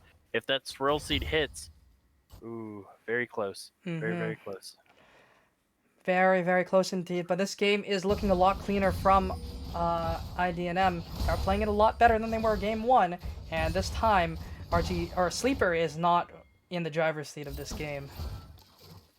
No, it's getting close to about a 10,000 gold lead, and the Mountain Soul is spawning. Oh, they are going to look for the Udyr. He's going to claim that Spike. Chem Tank is going to come out, but they are just going to walk away. Ooh, Leona is going to be rooted up by the Blast Embrace, but she's so tanky, she's just going to be walking it out. Solar Flare is going to land, and Xenoblade is going to follow through, but she's just going to fall. Bear Slap is going to try and stun her up, but the Janna is going to keep her alive, is going to use the Eye of the Storm to keep everyone, or Monsoon. And the Leona still didn't die. She still lived. And she's just gonna Empowered Recall and still get back before the fight starts. Her ultimate is on a pretty low cooldown. I don't think it will be up before the dragon fight, but... We do see the Galio chilling in the mid lane with that Baron push, and they might just be able to claim that tower with minions alone. They do have a nice wave stacked up. But red side does have the priority. They have the vision set up. But Leona is going to walk up, is going to land the Xenoblade onto the center. She is going to force the flash, but she is also very low. That Shockwave, very beautiful. Vanguard's Edge is going to give her access to the backline. Aurelia doing so much work. The Blade of the Rune King, the Trinity Force, doing so much. And they are just able to get a double kill. Kaisa claiming that up. And they are just going to go for the Drake. And this should be Mountain Soul. Mountain Soul. Actually, no, they're going to send the Udyr to do it while they go and take the inhibitor. Yep. They still have the Baron up for another minute. They can easily get this and then rotate top where those minions are and get 2 more towers possibly. Things are looking a little rough. This is what we said about IDNM last time, but this time it's them in the driver's seat. This time they're the ones with all their towers standing. And this is 3 kills for the side of RGC. There's the Mountain Soul. It's 5 turrets to 0. I don't believe there's even remotely any turret that is in danger of falling here. Yeah, they're all sitting at about the same HP, about 75% HP. There's a lot of standing gold if RGC managed to fight, but I don't think they have the tools to be able to win a fight here. They have to look for picks, and they have to get about maybe 5 or 6 of them on champions like the Aurelia and this 3-0 Kaisa to try to be relevant in this game. The carries are doing a lot of work here. Doinby playing that supportive role on the Galio. He is able to keep his teammates alive, and it's working out so far. With the Aurelia sitting at 8-0, almost on 3 completed items, sitting at 2.5 right now, building towards that Sterax gauge.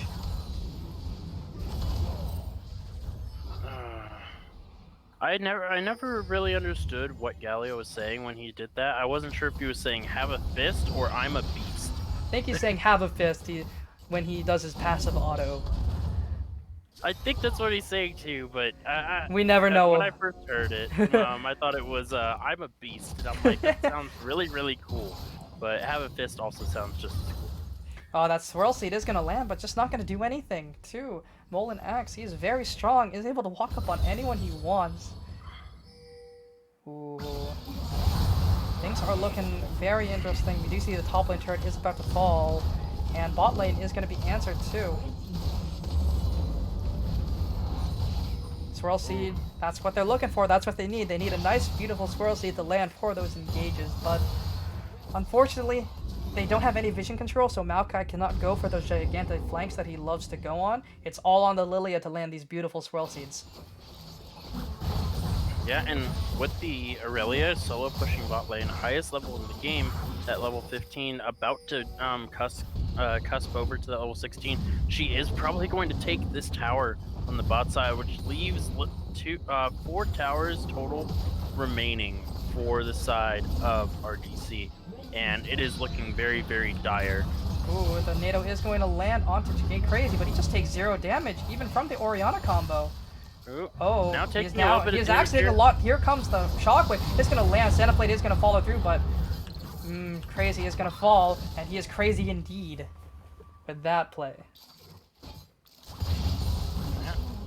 They do manage to pick up the Leona, but Leona's not really a target that you want to She's more than focus happy to down die.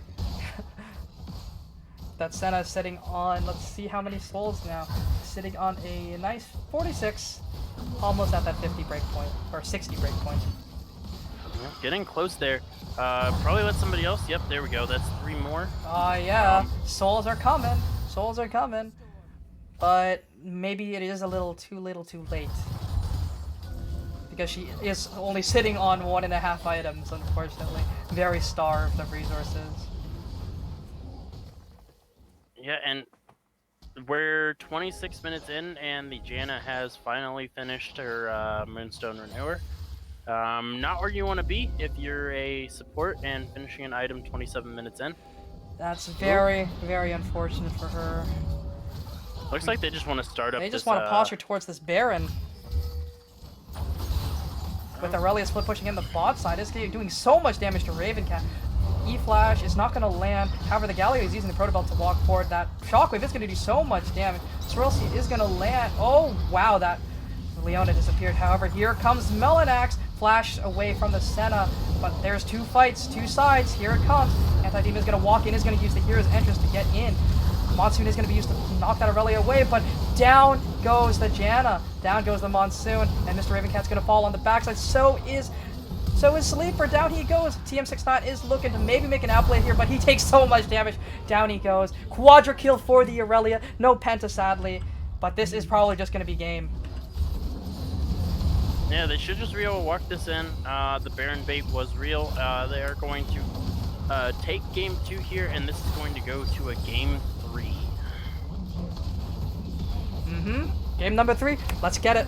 Super excited. We'll roll the Silver Scrapes. I am definitely happy to see this happening. So we shall see. We shall have a nice little Silver Scrapes in game number 3. So far in these games, we've had 2 one-man shows. One of them was from RGC Sleeper, and the other one was from Molin Axe. Is that how you say it? Molin Axe, I believe. Not too sure, but other than that, yeah.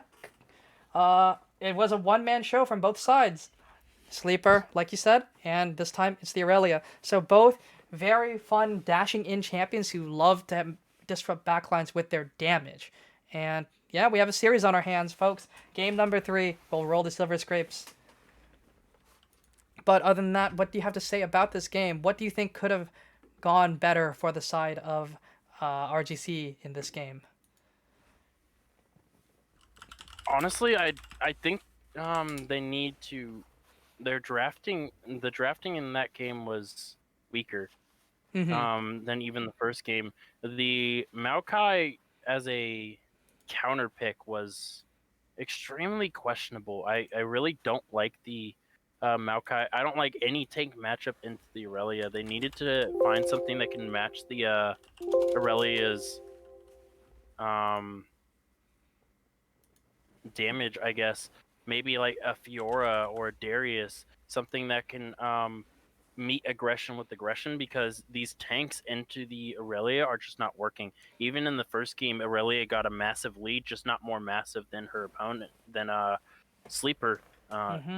So they really need to either ban out this Aurelia, which can leave open this Camille, which it looks like maybe is probably a better champion for Molinax, or they need to find a way to shut this Aurelia down if they're going to leave it open, because it was just a complete another destruction from this Aurelia. The Kaisa did a lot of damage and was, I believe she didn't die that game either. Yeah, ending 4-0 as well. So we have 2 very strong, very good. And I think it was well played from especially from both, like from the side of IDNM. They just played everything very well. Doonby this time just let himself lose lane gracefully because he knows he was going to.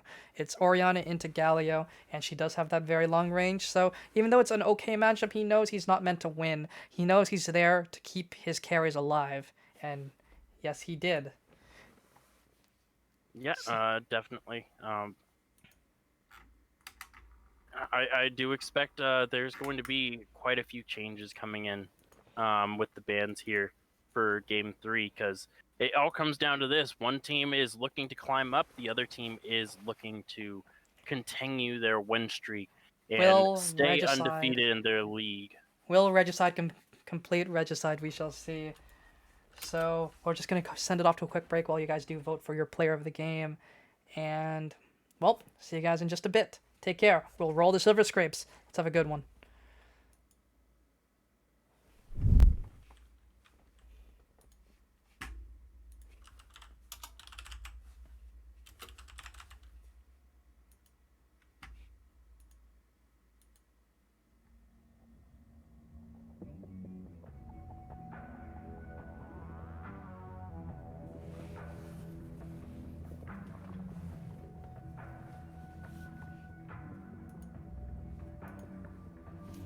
Uh,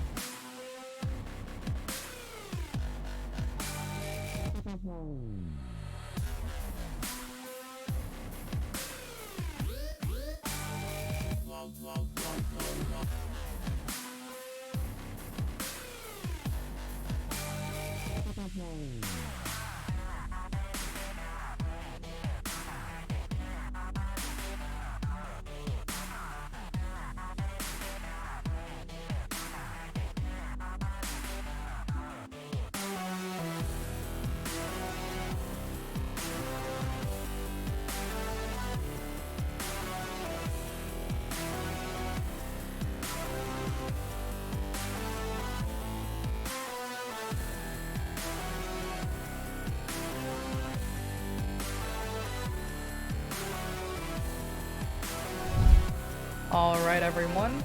So it is going to be Mr. Melanax as your player of the game, and I definitely do think he did deserve it. He played incredibly well.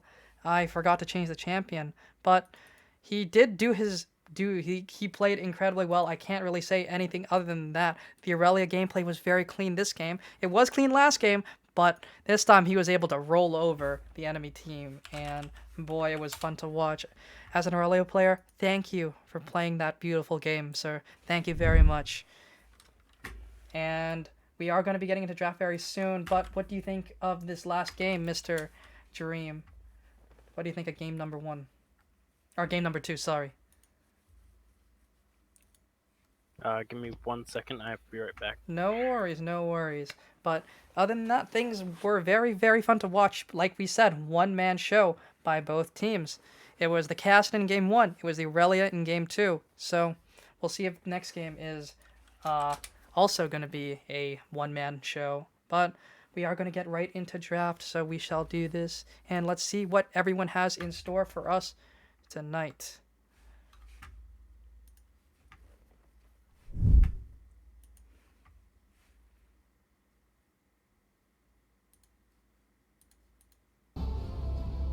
So we do see the Aurelia ban coming out from NYX right away, not letting that RGC, or not letting Mr. Melanax have that champion 3 games in a row rather. So they are going to stop that from happening very, very quickly. Followed up by a Camille ban as well, trying to shut down that pool from Molin X. But the Cassidy and Gragas are once again banned again, same as game number 2. Kaisa ban is going to follow through. They do not want that champion being able to walk through the back lines like this game, or like last game. Udyr banned away, not going to have a bear running at you, a bear slapping you, stopping you from moving. We shall see the first pick here, coming in from RGC up in the blue side. So they did select, blue side for game number 2. Or game number 3, sorry, so we shall see what they are going to pick. And if this first pick is going to be what changes the game. Because we saw blue side win both games, so we'll see if that's what matters. But it is the Graves picked up. Number 1, once again, for NYX. Followed up by Hecarim, maybe. It's hovered right now. Oh, I love me some Hecarim, and it's going to Here comes the bird with a Galio. The horse and the bird coming through from IDNM. They are looking to jump into your backline and make sure that you guys are not allowed to move. You're going to be scared, and then you're going to be knocked up. That's a scary thought. Oh, boy. This is already going to be a very exciting game. Unfortunately, Hecarim is an AD champion, so 1v1ing the Graves will be a little bit harder. But it is Hecarim. It is Hecarim, so I don't think he really cares much about the Graves, so... Who cares about a Graves when you can jump on an AD carry? You know, that's more fun. Oh yeah, definitely. The Corki was let through, and it is going to be picked up in phase 1 for RGC Sleeper. They're giving him this pick, and we'll see if he is able to do a lot with that power pick that has been banned quite a bit so far. Yeah, Corki is going to be a very, you would think that it would be a strong matchup into the Galio because Corki is an AD carry, but because 80% of his damage is converted into magic resist, that means 80% of his damage is being is going to be 80% less effective, less effective against the Galio because he is an anti-mage tank. And look what was let through. Samira was let through, and it is going to be picked up. Let through game number 2 just wasn't picked up. This time it is going to be picked up in game number 3. We're going to see what they respond with, probably another 80 carry pick, just so that pool isn't shortened anymore because the Kaisa is already banned. Yeah, it's going to be interesting to see what they pick here with the Samira picked up and the Kaisa ban. And no supports have been showed yet either. Unless this is a support Galio. Yeah. Can be flex, but we shall see. We're not sure of Jay Craze. He is very versed on that champion, but we do have 10 more seconds before the pick. It is going to be Mr. 200 years himself. Aphelios picked up for Sigi. 201 years now. 201. Yep. Gonna be, and they're gonna immediately ban away the Lulu. I do like that. Lulu and Samira is one of those underrated synergies that not a lot of people think about. So I do really like that ban there. Malphite once again banned from the side by the side of NYX. So, looking very good. Malphite is a champion that can do a lot of work, especially into an Aphelios. We've seen lots of AD carries just not be able to play the game just because of that one champion. So it is very good into Samira, however. So I do understand why they were banned that. But Soraka is also going to be banned from the side of IDNM. No healer for you, no Moonstone for you. But Seraphine is still up, but we shall see if it is going to be picked up. Yep, We are going to get through our last ban. Shall see what it is. It is going to be the Leona Hubbard here. There's not going to be a very big support pool either if this is banned away. I mean, this still leaves the Thresh and the Blitzcrank open. And Thresh and Aphelios is one of those few synergies that works really, really well because Aphelios is not a very mobile champion and Thresh makes him a very mobile champion. So, I want to see some bunny hops this game. Let's see if that's going to happen. It will give their top laner, it will give Molin Axe his counter pick, and I would love to see what he has to answer for today. They are just going for comfort picks here for the side of RGC. The Corki is most likely one of the better champions in the pool of Sleeper, and Graves obviously the go-to if the Oud here is banned. So it is going to be the Thresh, meaning they're leaving the counter pick up for Molinax, who did so much work. His Aurelia and Camille are banned, but that leaves one of the other trio of I'm going to murder any tank you pick top laners, the Fiora, left open if he does play it. We shall see what is picked up, but things are looking very interesting. The Aphelios Thresh lane has finally been given over, so we shall see what Crazy has for us. And he was a little crazy last game, but we'll see if he's even crazier on that Thresh. Here comes the cow, Alistar himself, big man. It's going to be interesting what they decide to pair it up with. They're lacking a dedicated source of magic damage. They are primarily it is the monkey man himself, Wukong. It's a very difficult champion to have a counter pick into. Wukong is a very, very strong early game champion, and the invisibility makes things very, very difficult to get onto. We'll see what this final counter pick is going to be. It could be Yeah, I wonder if the IDNM... Oh, it's the Mordekaiser. Ooh, it's very, very interesting of a pick. Because if he does R the clone, that R goes on cooldown. We'll see if he's very confident. Correct. So we are going to go over into the champion select. We shall see what everyone we are has looking to at score. a very spicy game here. There is a lot of avenues of success for both teams. RGC does have to be careful because they only have really, I guess, one source of magic damage, and it's only 80% effective from the Corki. Most of his abilities, I do believe, scale off of AP. I'm not 100% sure on that. I believe you are correct AD, with that. excuse me. No, I think his E scales from AP, but we can check that. So they need to be very, very careful because they still have to deal with a Hecarim, a Galio, and a Mordekaiser who can get very, very tanky very quickly. Obviously, the Galio is not going to have a fun time against 4 AD champions, being an anti-mage tank. But there's still a lot of tank threat from the side of RGC, and if they stack armor, it's going to become harder and harder for the side of RGC to actually do damage. And attack speed slows are very good into NYX's comp. Very good, especially into that Corki who needs attack speed. He is very reliant on autos, and if he is not able to do those, it's going to be rough. Yeah, and going to this top lane, having the clone, if the Mordekaiser ults it, it will go on cooldown. However, you gotta look at the flip side of this. The clone counts as a champion, meaning Mordekaiser gets stacks from doing damage to it. Passive stacks That's very true. And So that means this you can also Wukong Riftmaker heal. Yep, that is also correct. Meaning this Wukong has to choose his engages very, very carefully. And he needs to... I don't think he needs to play the lane safely because he is a very strong early game champion, but he does need to be wary of the Mordekaiser's damage, especially in the early levels, and he gets his passive off. Is more dangerous than Darius. Darius's passive, unless Darius gets all 5 stacks on you early and you just kind of bleed out because you're... Well, because Darius's ratios on his passive is kind of nutty. Very absurd damage, and it's super, super strong. But once again, it is the Mordekaiser picked up here, and overall that champion is very good. He's a very stat-checking champion like the Darius, so if he is able to just stay ahead, he is just going to be able to walk all over this Wukong.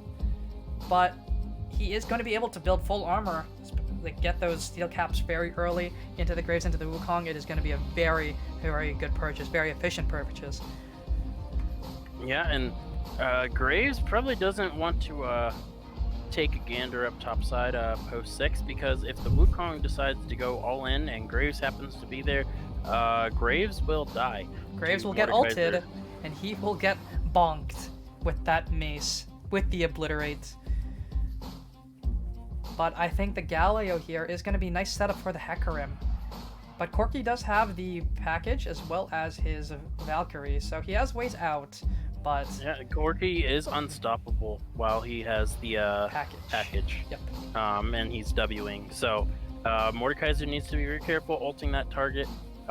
If the Corki times it right, he can just W out of there. And most of these champions, except for the Alistair, are going to probably build a QSS at some point, meaning Mordekaiser is going to have less and less options as the game goes on, on targets to ult.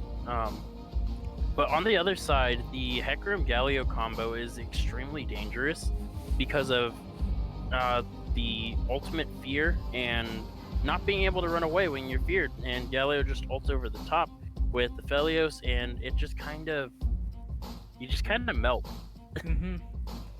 And the fact that it is going to be a very AD heavy team is very, very, like, not great for the side of NYX. Corki, yes, does a lot of magic damage, but that's into a Galio who he's going to be laning into most of the time. Like you said, the combos from the side of IDNM are super strong, but we can't count them out of the game. But one thing to mention also is most of the members of NYX are looking to pay the QSS tax, and other than the Corki, the Samira and Graves and Wukong, they don't scale super well into the late game. So forcing them to buy a QSS in the mid game or early game is going to put them behind. Yeah, and not only that, the composition that IDNM have drafted, just looking at it, the range difference is actually, yes, it is RGC favored, but you have 3 short-ranged AD carries into a Hecarim, Galio, Mordekaiser. And an Aphelios to rain hell from above with that sniper. Yeah, Aphelios outranges all 3 of those champions, and it's going to be kind of hard to fight these fights unless you're fighting them front to back, but they don't have anybody without the package, and the besides the package Corki and the Wukong, who can really dive this Aphelios in the backline. If they do manage to kill him, that is their primary source of damage, but you can't discount Mordekaiser's damage either. But we are going to go into a short break. We expect our delay is about to end, so we shall see you guys in a couple minutes. Join us for game number 3 of our RGC versus IDNM. Stay tuned.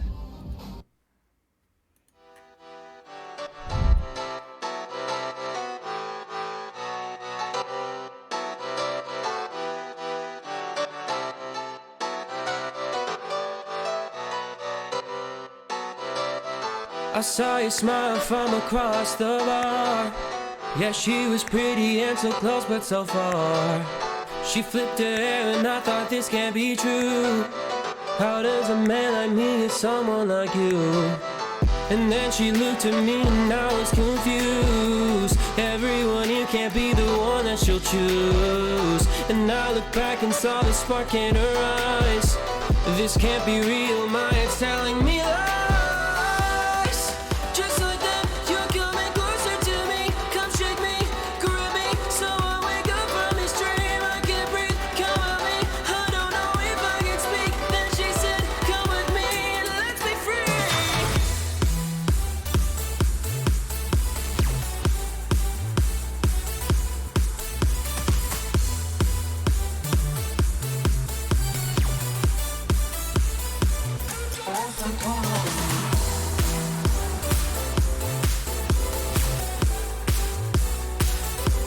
Alrighty, folks, welcome back here for game number 3, coming at you live from Legends Esports, and we have a spicy one in store for us here. We do see some shenanigans coming out here. RGC looking for the topside invade, and they're looking for a 5-stack mid lane from the side of IDNM.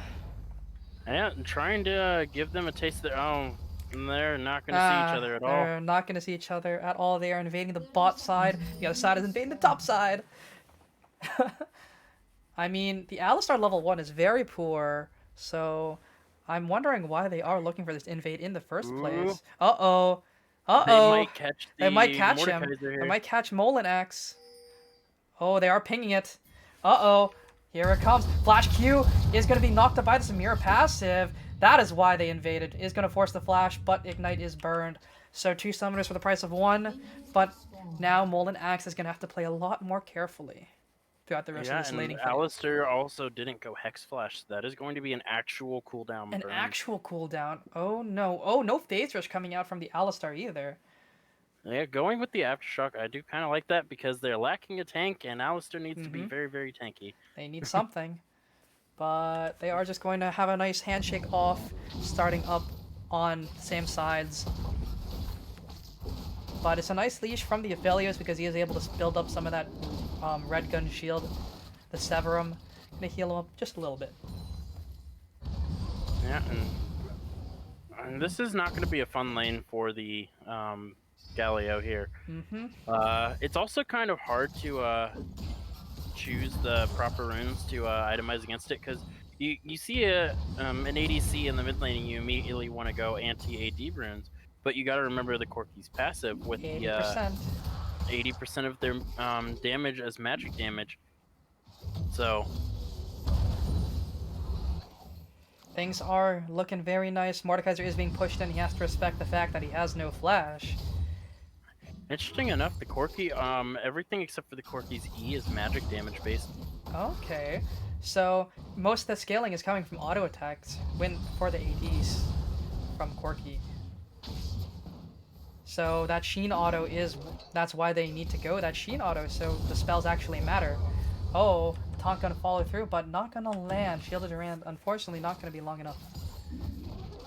Yeah, just gonna be short here as we're already seeing the unfortunate oppression going on in the bot lane. Already down 13 CS there in the bot side.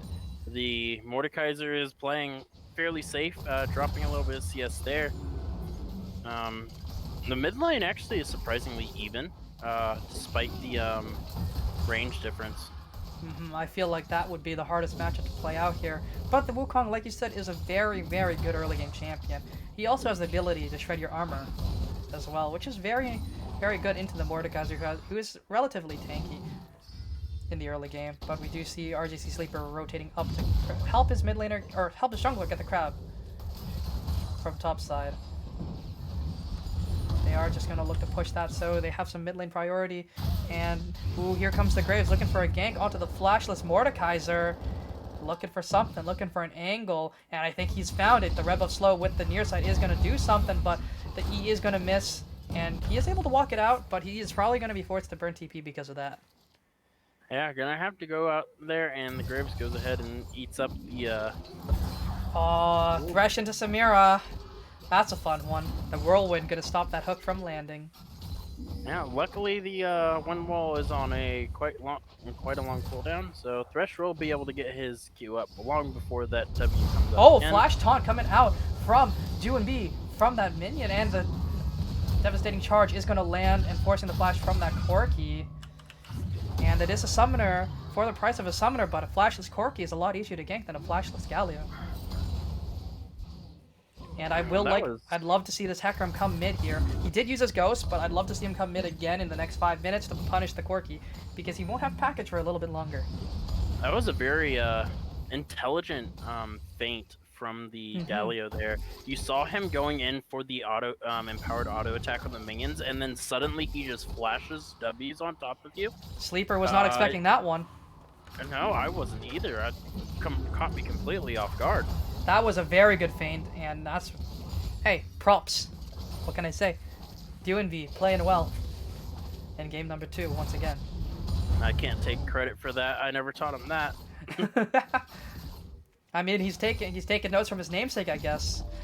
Very good reaction there. I love that. Love to see aggressive plays like that. Waiting for his Nautilus mid.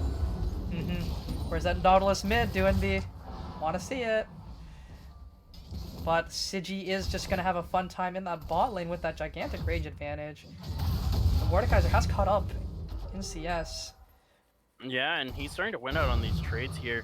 He has the Dorian Shield and a amplifying tome to the pickaxe. Tome there to the pickaxe. So yeah, he does more damage, but now that the Mordekaiser's reached level 5, ooh, hook onto the Alistar is not what you want to see, but Whirlwind is going to be used. Oh, the flash headbutt is going to follow through from Ace Nomad, but Crazy is going to flash out, is going to be able to live. And they did see the jungler, but they are just going to be able to claim that Drake. And it is going to be an Ocean Drake coming up for number 2. And what do we have on our charts here, Mr. Dream? Let's see, we got Cloud and Ocean. Let's go ahead and take a look-see. Cloud and Ocean means Infernal. Infernal? I'd love to see it. Oh, the healing. Oh, the Wukong is not having a fun time anymore. Oh, nice headbutt pulverize onto the Aphelios, but he's just able to walk up and do so much damage. Oh my lord. Mr. Years at his finest, my friends.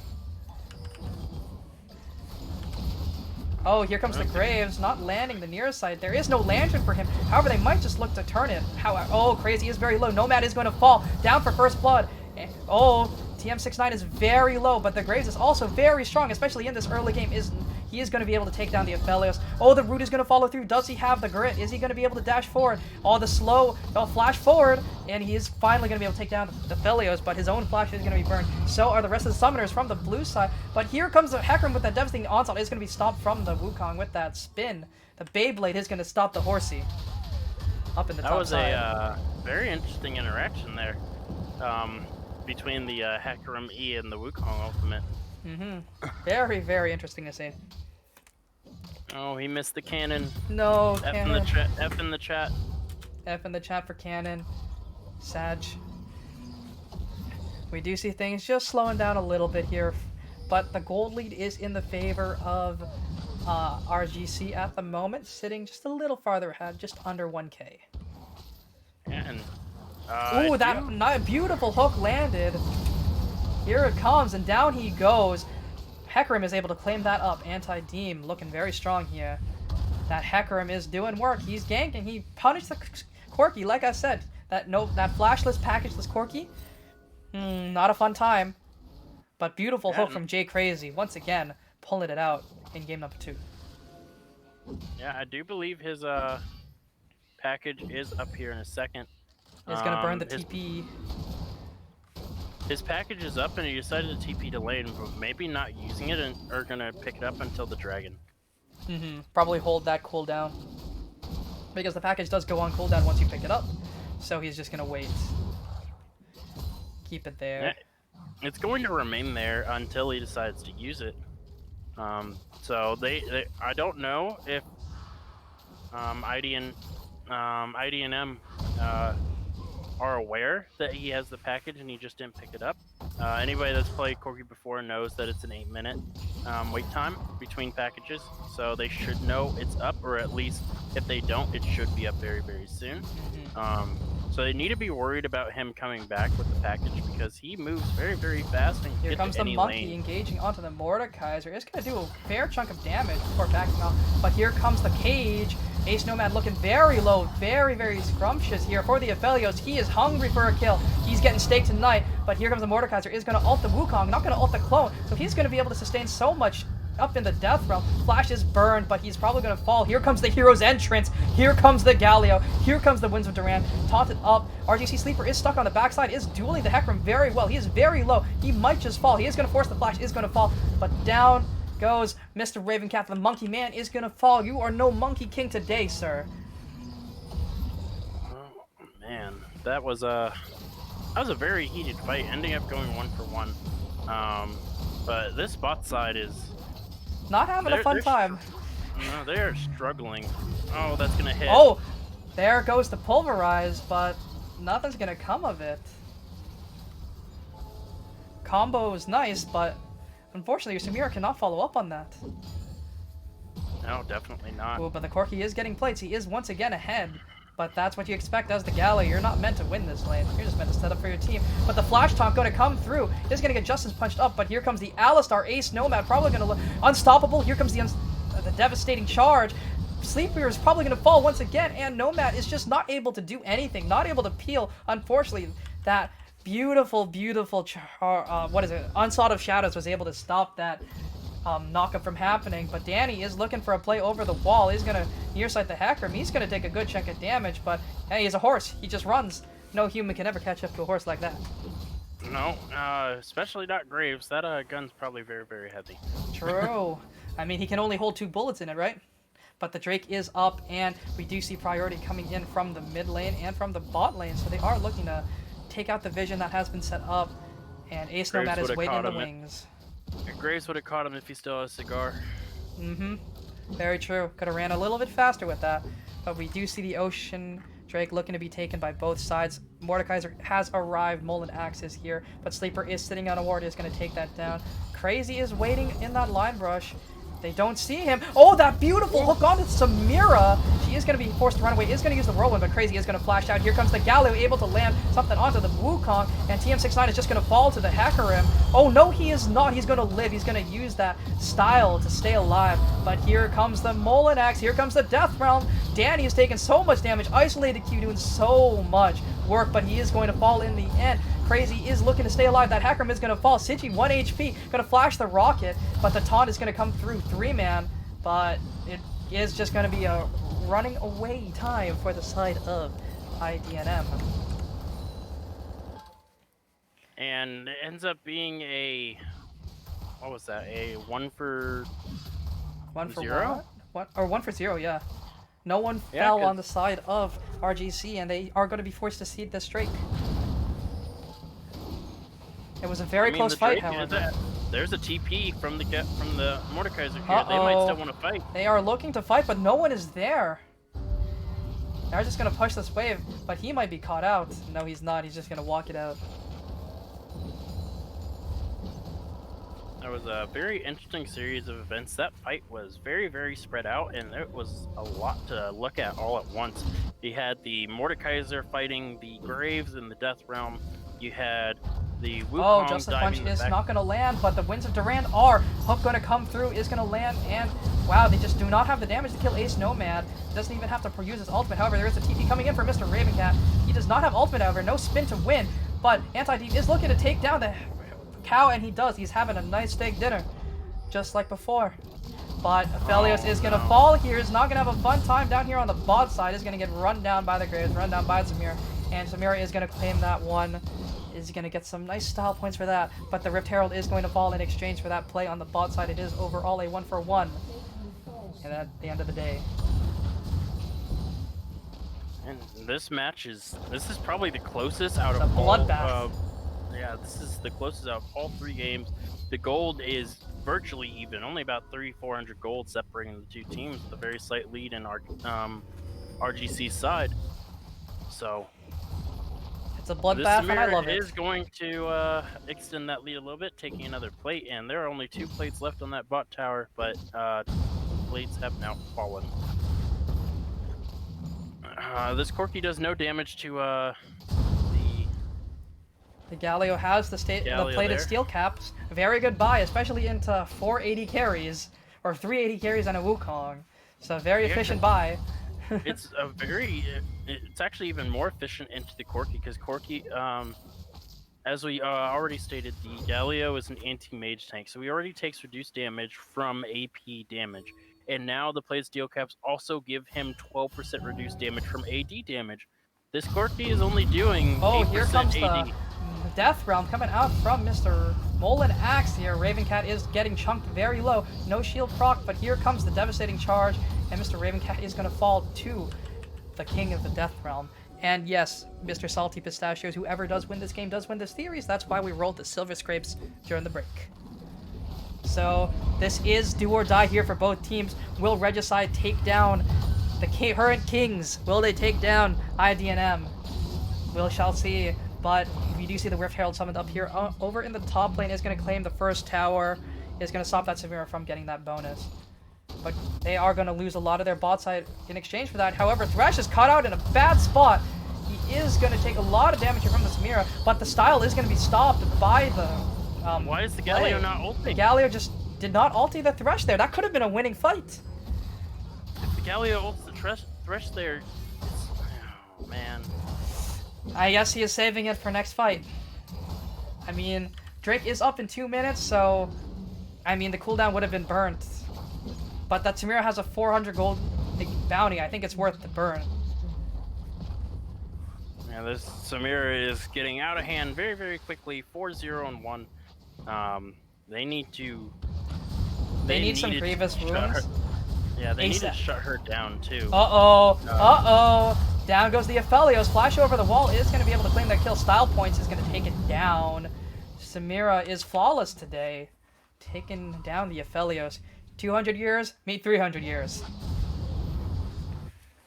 Yeah. Or sorry, 201 years, meet 300 years. Yeah, the Aphelios was new. Like, they just took the bot tower, just killed your support, and was pushed up that far into the lane. A little greedy. Yeah, Wait a second, was that a heal that I saw? yes, Was that a heal that I saw? It was. He healed for move speed, it's fine. That's what we're gonna agree on. It was Yeah, for the moose. It's for move speed, guys. It's really good. The Graves didn't finish healing when he came out of base. So. It's worth. It's worth. Alistair and Graves are there. It is going to be a 3v4 because of how close the Samira is there. The Corki is resetting for the package, most likely here. Yep, he does have the package.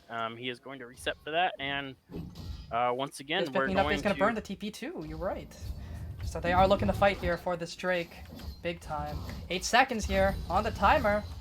Things are looking very interesting. Corki is going to push in that mid lane, but it is going to be started up by the side of IDNM. Anti-DB is going to tank that up for the time being. However, they are looking to fight in this corridor. Hook is going to miss. It's going to go wide. Here comes the devastating charge. Here comes everything. Here comes the heroic entrance. Samira is just taking over this game. Mortal Shield doing so much. She cannot kill her. But on the backs of the fight, JC Crazy is super low, but down goes Mr. Raven. He's going to fall to the Aphelios Flash. The hook is going to go wide. Sleeper is doing so much damage in this fight. But here comes Aphelios. It's going to take him down with the Severum Chakrams. Oh, in the Death Realm is Danny again, but he's going to lose this time. Down goes the Graves. Like you said, no cigar, no win. And Aphelios is doing so much work. But so is Samira. 300 versus 200. I mean, it's very clear who's winning right now. Yeah, and that's going to give them prio over the Mountain Dragon here. No TPs, but there is no smite. It looks like they are just going to concede it. I do not think that the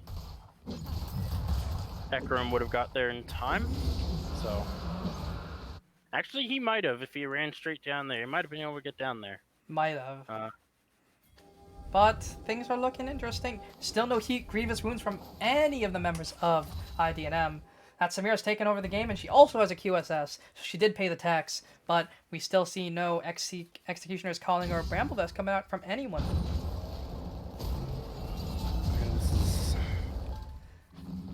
Itemization. I mean, I think IDNM could lose the game to Boris. Yeah, that would be it. And now the Samira has QSS, so she's no longer a target for the Mordekaiser.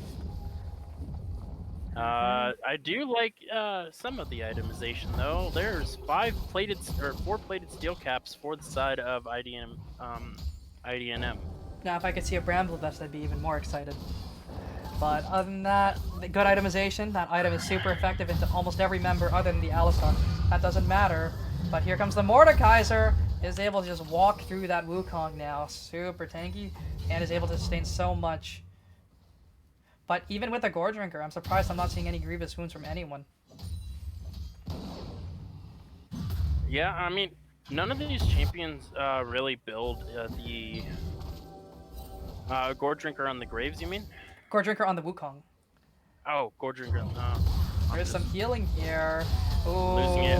Molinax is caught out here. TP is going to be burned from the Galio, but he's doing so much work. He's still alive up in the Death Realm into the Alistar, but the Unbreakable is going to keep him alive. But down goes Danny once again, going to fall. And wow, Molin was able to stay alive for so long. He's 3-1 now with that Rift Maker, just able to sustain for so long. The Alistar ultimate was able to get him out of the Death Realm. That Unbreakable will just wasn't enough. Yeah, and now this is gonna start swinging. Velos is running for his life right now in the mid lane, but there are 4 champions below you coming. Oh, running. you need to leave, peace out of there, Severe. You gotta run. Corky is gonna try and take this topside tower. Does he have the damage to do it? I think he does. But that could be a mid tower. But here comes the cow, so it's probably not going to fall. They're going to see this top tower, however. Oh, Corky is going to back off. He does not see anyone on vision anymore, so he's a little scared, which is good to be. Yeah, does the tower go down to minions? No, it does not. Here comes the Galio to stop that from falling. Oh, he's going to miss it. Here comes the pause. Mr. Crazy has left the game, probably due to some internet issues. We'll see what happens. But about this game state, gold lead is in the favor of NYX right now, RGC Regicide, so they are slightly ahead here, and itemization is coming through. They are sitting on 2 items for the Corky, 1.5 for almost every other member, and once again, he has a nice farm lead too, up 40 CS onto the Galio, but that is expected. However, everyone else on the side of IDNM is just not farming very well. They're behind in almost every way.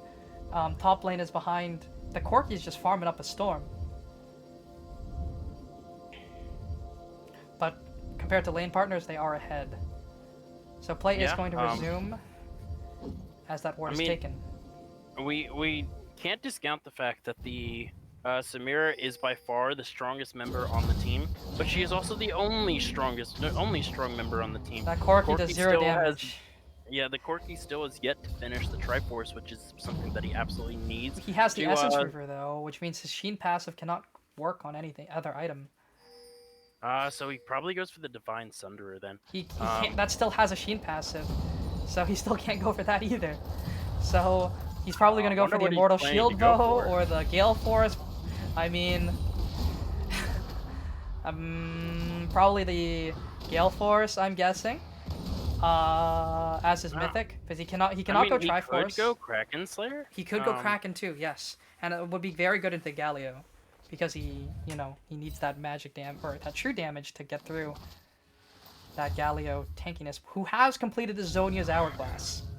Yeah, so he's sitting on quite a bit of armor there, and the Hecarim there has finished the Steric's Gauge as well, and his 3rd item is usually Death Stance, which is going to give even more armor to them. With the Demonic Embrace finished for the Mordekaiser, I can either expect a Rylai's Crystal Scepter or the Thornmail that you've been asking for so very, very long. I need a Thornmail, guys. Please. Item spikes, though, despite the 7-0 lead, the Aphelios is matched in items. The QSS doesn't have any damage stats on it, so they are even in their items. I do give the favor to the Aphelios because Runon's Hurricane is kind of busted on that champion. Gigantic spike for that champion. It's almost like the item or the champion was designed around having Runans in his inventory at all times. Thresh is going to walk through, is going to hook Ace Nomad. The snow screen is used, but they are just going to walk it out. Oh, okay, my lord. that Corki damage, I guess I was wrong. He hurts. He hurts everybody except for the Galio, I guess. Uh-oh. Oh, no. JC Crazy is going to be caught out. The play is going to land. Flash stun from the Alistar. Package is going to be used. And Molten Axe is just going to fall to the Corki. He is so strong. And yes, only the Galio can stand up to RGC Sleeper. And I think this is his game to take alongside TM69, who's also popping off on that Samira. Yeah, and they're gonna take another Mountain Dragon here. My screen is bugged for a second. I thought the Rift Herald was here 24 minutes in. Oh! Yes. The classic, my screen has that too. The classic Rift Herald at 24 minutes. You love to see it. It's gonna be, I wonder what the side of IDNM is thinking, what they need to do to get back in. They're only down about 2,000 gold. This game is still very, very within reach for them.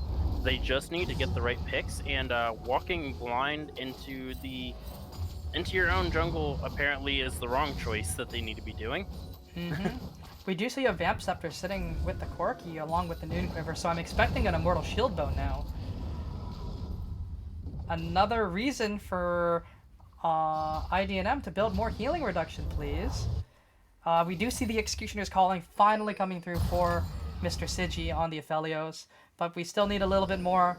I think the Galio could use a Thorn Mail, or the Mordekaiser could use a Thorn Mail, because CC will activate that 60% Grievous Wounds debuff. So, you know who has a lot of CC in his kit? Galio. Yeah, it looks like he's going for another damage item here. Ooh, the hook just gonna go wide. But it wouldn't have meant much anyways. I don't think you need to be hooking Alistar anyways.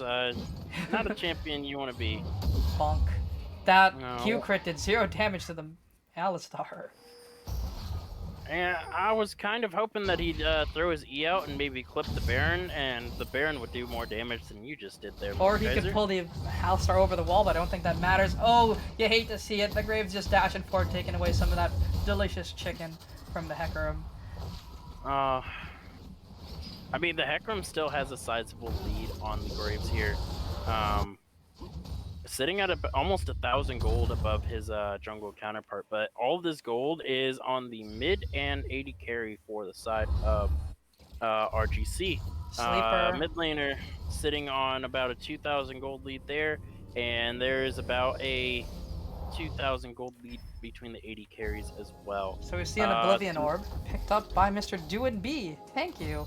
But like I said, I think I'd prefer the armor component of the Bramble, because every single one of them have to auto attack you to do damage. I think he's realizing that oh, there's the Bramble from the Mordekaiser. So Okay. I'm liking having what I'm two seeing. Brambles is would be, they probably want to do it from multiple angles here. Executioners from both of them, and it looks like the Hecarim is going to get the components to the Death Stance there, which means he is going to have a very hard time dying against 80 carries. They see him doing the blue buff on that ward there. Uh-oh. My stream is frozen, or my game is frozen, but it's back now. Very unfortunate here, but sitting at 20. What time are you at? 27:03. 04. 27:03. Okay, 6. let me go ahead and go back. Go to 27:15, and I'll tell you when to play. All right. Play. Yep. No, hold on. I'm trying to get there. I went Okay. 15 seconds back to No catch up. worries. Let's go 27:30, and I'll pause there. All right. Thank you, Excellency Esports, with the raid of 24. All right, sitting at 27:30. Thank you for the raid party. I'm super excited to have you folks here. So we will play in 3, 2, 1. Let's go. We're back in game. Unfortunately, we are having some Riot client issues. What can be expected? But things are looking very, very interesting. We do see, like we said, healing reduction coming in up now, which is very needed, especially into a very fed Samira and a Corki who also is sitting on an Immortal Shield Bow. But we do see them collapsing in. The smokescreen is used on the Hecarim. Nothing going to come of that for now. But everyone is pinging. They do want something. They are looking. Hecarim is going to use the Ghost. Is just going to run really fast, but that's about it. Yeah, and just during all of that, the Wukong's been doing mass amount of damage to the bot side turret. We'll probably get that down on the next rotation of minions. They're going to rotate to it, but Mountain Drake Soul is is coming up spawning. here in 45 seconds. They need to contest this. They are going to back, so this gives IDNM the time to set up some vision control. Make sure that they have RGC has to walk in blind, but they are just going to try and push that mid wave. Corki is just going to force the wave and force the answer from the Galio, so they are not able to get that vision up in time.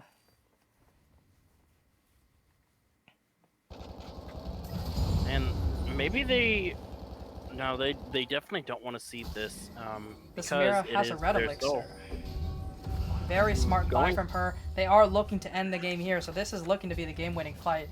That's why elixirs are coming through for the side of RGC. They are looking to end the game after this, because otherwise why wouldn't you buy any elixirs? They're looking for this Yeah. to be the game-winning play. Damn, it is very unfortunate because right now the Athelos is sitting on 1,600 gold and didn't get to buy. Uh-oh, RGC Sleeper is going to be ulted up by the Mordekaiser, but he's just going to be demolished. Not even taking any damage. Ace Nomad going to fail the combo. Crazy just going to be forced to run away. Ravencat is going to try an ultimate, but not going to be able to. QSS is going to be used. Here comes the Hecarim. Devastating, or Unstoppable Onslaught is going to force the Mr. Ravencat to run away. He is very low, though. Spin is not going to do anything, but oh my god, the Corki is finally going to fall up in the back like Heroic Entrance going to come in. It's going to knock up Ace Nomad, and he's going to use the Pulverize to try and peel himself, but not going to be able to. Galio is going to be knocked away with the headbutt, but they are just on the Drake. They are looking to stop it. They're looking to do it. Here he comes. He is able to claim the soul. Danny once again coming up with the clutch smite, but 6ix9ine is looking to try and make some plays. He's going to get that stop one. It's going to heal for so much. No, the Grievous Wounds is enough. No, it's not. 2 kills already. Maybe 3. Down he goes. No, he does not. He's able to get a triple kill. Might be able to get a quadra kill. Samira popping off, grabbing that style, going for the Baron. What a play. And this is why they are nerfing Samira very, very hard next patch, because she can do things like that. That was a fun thing to watch. This Samira is now 11-0. Any hope you guys had of winning this game has just gone out the window. She is sitting on 3,000 gold and she was sitting on 3k gold, and she still did that. Alright guys, it's a really balanced champion. She is now at 14,000 gold total. And it's about to get another injection of gold. She's probably going to sit around 32 or 3,100. She could buy a full Infinity Edge with this gold, guys. Almost a full Infinity. And she already has a component. She already has the VS sword, so she's going to go back. Probably going to get the Bloodthirster, actually. Oh, no, it's the Infinity Edge. No, it is going to be the Infinity Edge there. She still almost has enough for another BF sword. Oh, and dear. she just bought a stopwatch as well. She's unkillable. She is Thanos. Yeah, she's got the Infinity Stones in her pocket there, and is going to snap IDNM's undefeated streak out of existence here. Regicide is going to be committed tonight, from what we see, but who knows? We'll see what happens tonight. Regicide are looking for a win here. They're looking to go 3-2. They're looking to take down the current kings, and the Baron buff is going to do a lot of work. You hate to see the nerfs becoming apparent there, because that turret cannot reach the cannon minion. Oh, Galio's tanking it up. He's tanking it up. Okay, they hooked the cannon minion. Let's go, guys. Good stuff. Oh, here comes the hacker. He's running in. He's going to be able to stop that, but here comes the heroic entrance onto IDNM. He might fall. Ooh. This might be, but the stopwatch is going to do so much. Style points. Oh, he's going to fall down. He goes. Hecarim is finally able to do it. Yeah, Sleeper but on the nobody's backside going is on the doing Corki. so much damage. Corki is just able to run through this fight when Samira cannot. This is a two-man show, but here comes Anti-Demon. But he just gets shredded. That magic damage is doing so much work. The big one almost hits, almost takes down 2. But they are able to walk away. The Corki is going to be alive, and so is the Wukong. But they have the back end. They have the way in. Ravencat is on the flank, right behind them. They have no way out. They are going to try and take that turret. Here comes the Mordekaiser, but nothing is going to happen. They are just going to try and push this midway. They have to exit through the topside jungle if they are going to get away. They have to run away. Here comes the Aphelios doing some damage to the Wukong. But here comes the Galio. Taunt is going to be flashed. Protobelt away. And this fight is over. And wow, that was a close one. Yeah, the Hecarim there, snatching away the Infinity Stones from Samira right at the last possible second before this game is over, stalling the game out. No more stopwatch. She's going to sell that for a crit cloak. I'm surprised she did not pick up a VF next, sword. actually. I'm curious. I don't think she could have afforded it. No, you're right. She could not have. Because the stopwatch was 650, so.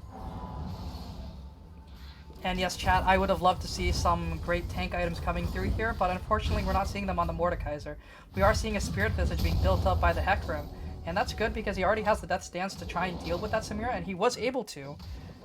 But the Mordekaiser here is building a Zhonya's Hourglass, and I would love to see a full completed Thornmail instead. Yeah, it's gonna be...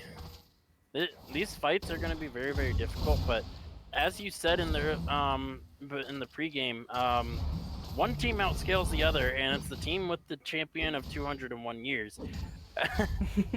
Very true. That's why these fights are getting close. Aphelios is trying to reach those item breakpoints. He needs a little bit more gold for that Infinity Edge. He does not have enough, unfortunately. He needs to farm up just another 800. And he might be able to deal with a complete enemy side, but Sleeper is very strong. TM69 is very strong. Everyone on the side of RGC is very strong, but it is not a one-man show anymore. It's a two-man. Sleeper's doing work, and so is TM. Oh boy, they're gonna see this inner tower here. Not having the Mordekaiser is a telltale sign that they don't want to fight that. They're just gonna let the Aphelios gather more and more resources here. They need to pour everything into him now. He's their only chance. Yeah, and who was it that got the 1,000 gold shut down? I believe it was Hecarim. It was the Hecarim. Yes, it was the Hecarim. But something that I want to bring attention to is despite the 11 and 1 Here Samira, comes the unstoppable onslaught. Here comes the heroic entrance. Samira is going to force her flash. She's going to get away in the end, but a summoner now is she burned. doesn't have that. She doesn't have it anymore. But Corki is going for the split push. He's probably going to be able to play in that top inhib without any trouble. Yeah, I think they're trading inhib for Elder. They're trading inhib for Elder. They need to be careful not to They need trade to be base for Elder. careful.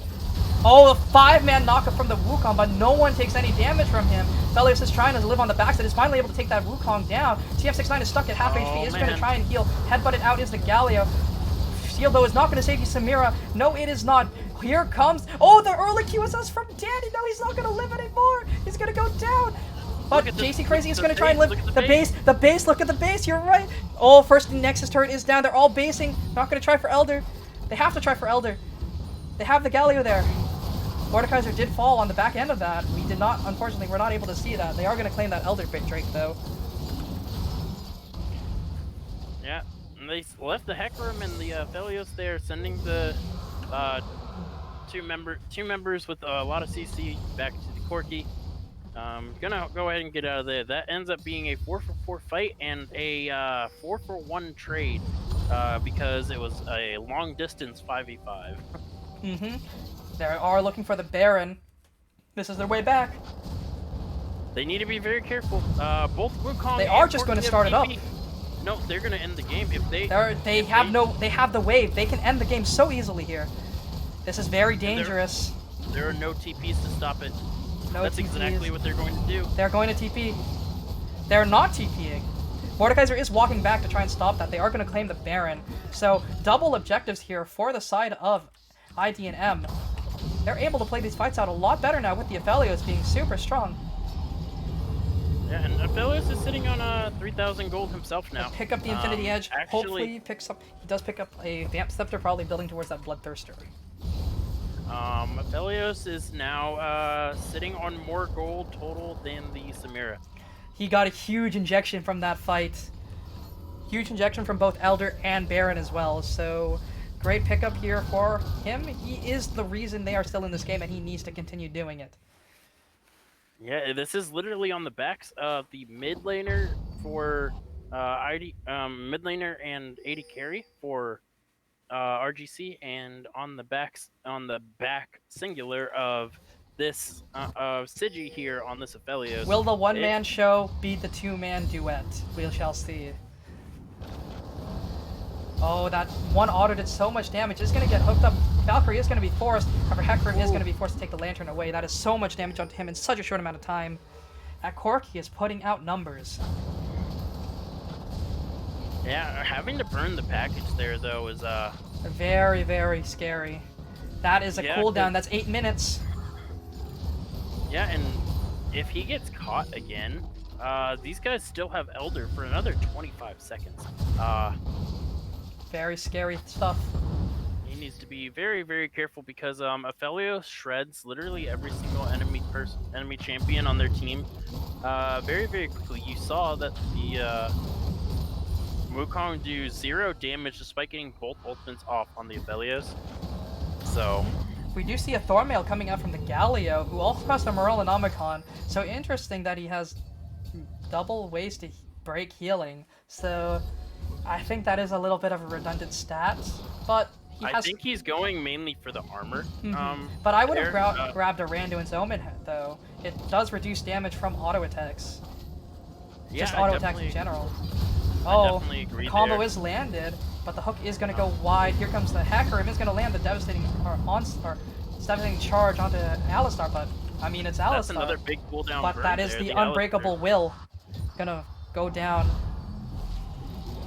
I mean, it's on a very short cooldown. It'll be up very, very soon. They are looking to break that bottom tier 2 with the Wukong. 4 men strong. Samira is also walking up there. They're going to look for a big play down on the bot side. So Elder is gone. Yeah. They can look to fight now.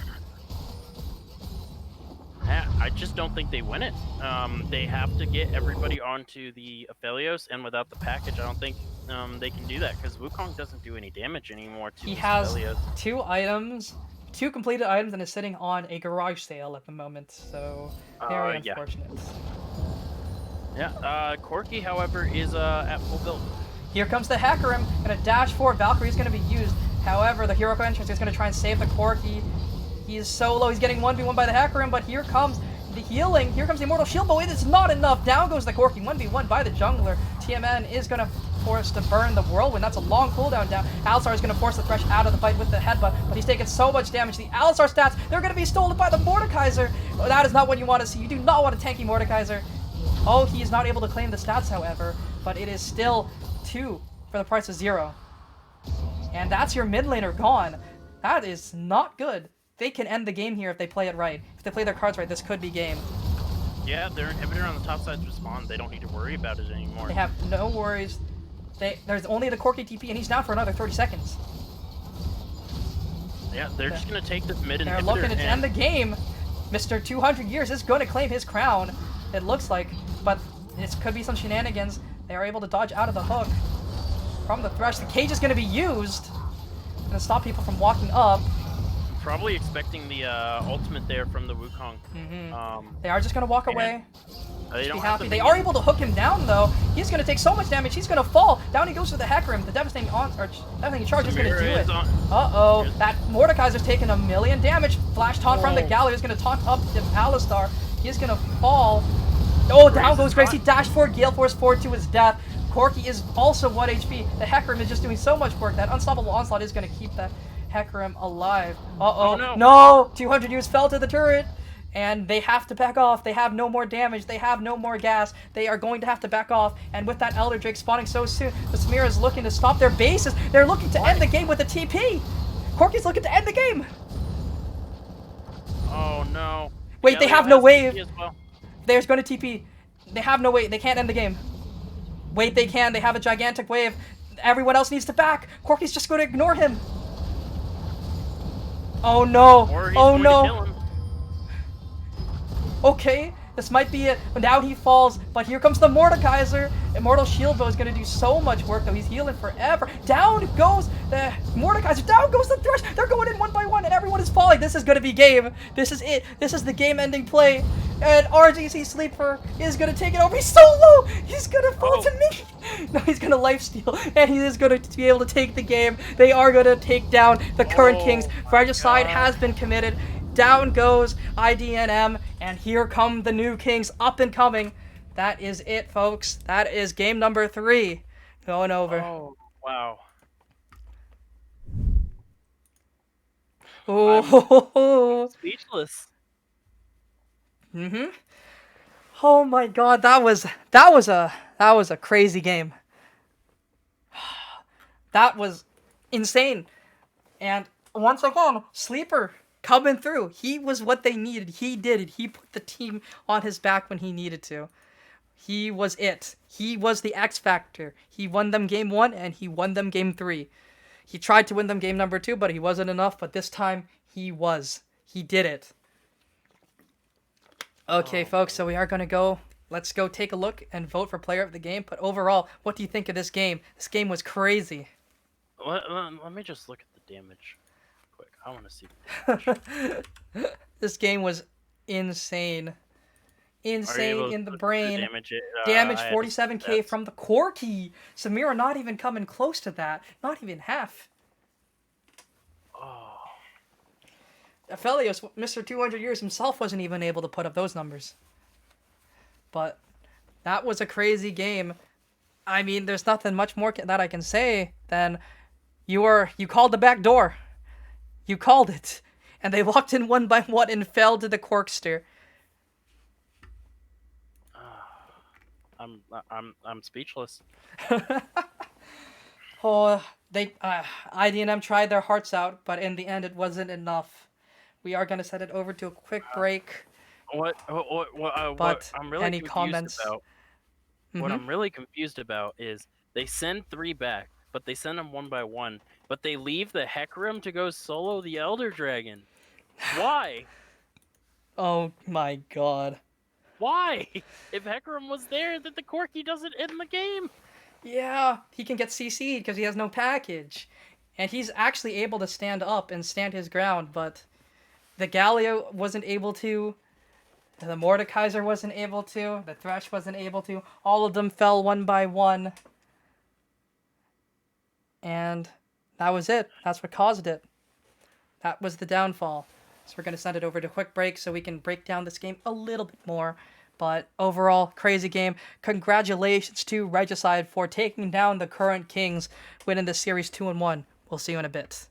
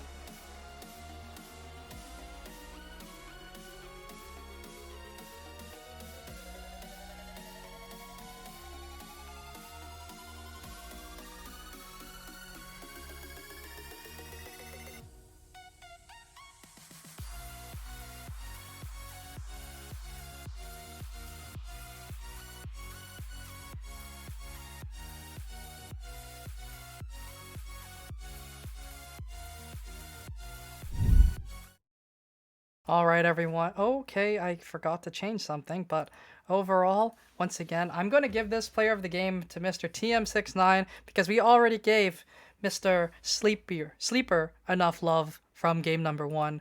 And although he was the one who made that call, who pulled him to the early game? It was 6-9. TM69 on that Samira. He was the one.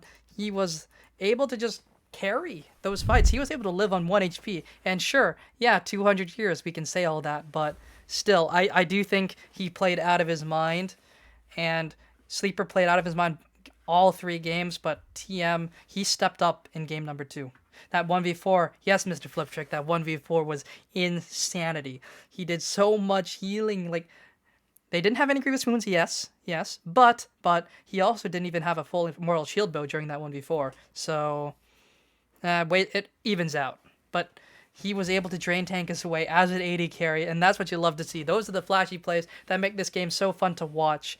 And I mean, what more can I say? They played well game number 2. There were a little bit of mistakes made from both sides, but overall, what can I say other than good job from both sides? Both teams played really, really well, and Game 1 and 2 may have been one-man shows, but game number 2 was a two-man show.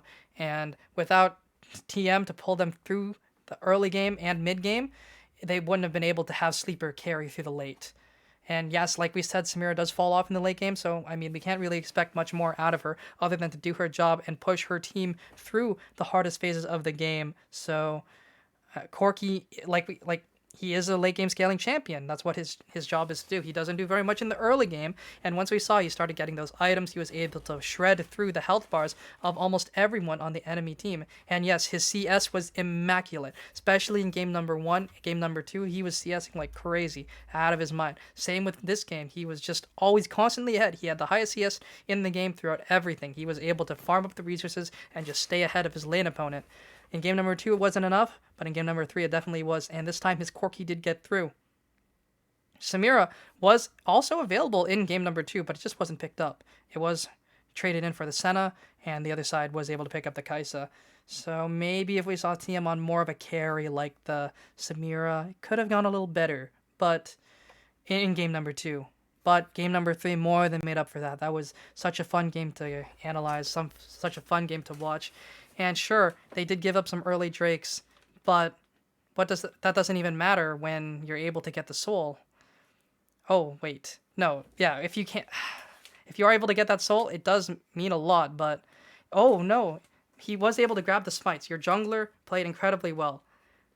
That smite steal, he was able to do it in game number 2, was able to do it in game number 1, able to do it game number 3. He was there, but the Elder comeback mechanic, it does a lot. It's 25% of your health just not non-existent, and unfortunately they weren't able to claim the first one, but that doesn't matter when you're able to end the game. So macro play was very good from the side of RGC. They played it out very well, but there were a couple mistakes, but there were even more mistakes from the side of IDNM, and it showed. They lost the game because they made some poor calls, especially around the late game, and it was a late game where the respawn timers were so long, where there was so much damage that they just weren't able to do anything. But overall, great game from both teams, great series to watch. Thank you for letting us roll out the Silver Scrapes. We shall see you back here in a couple days. We do have the LTS playing tomorrow, and we also do have the Legends podcast as well. So we'll see you then. Take care, and have a good night.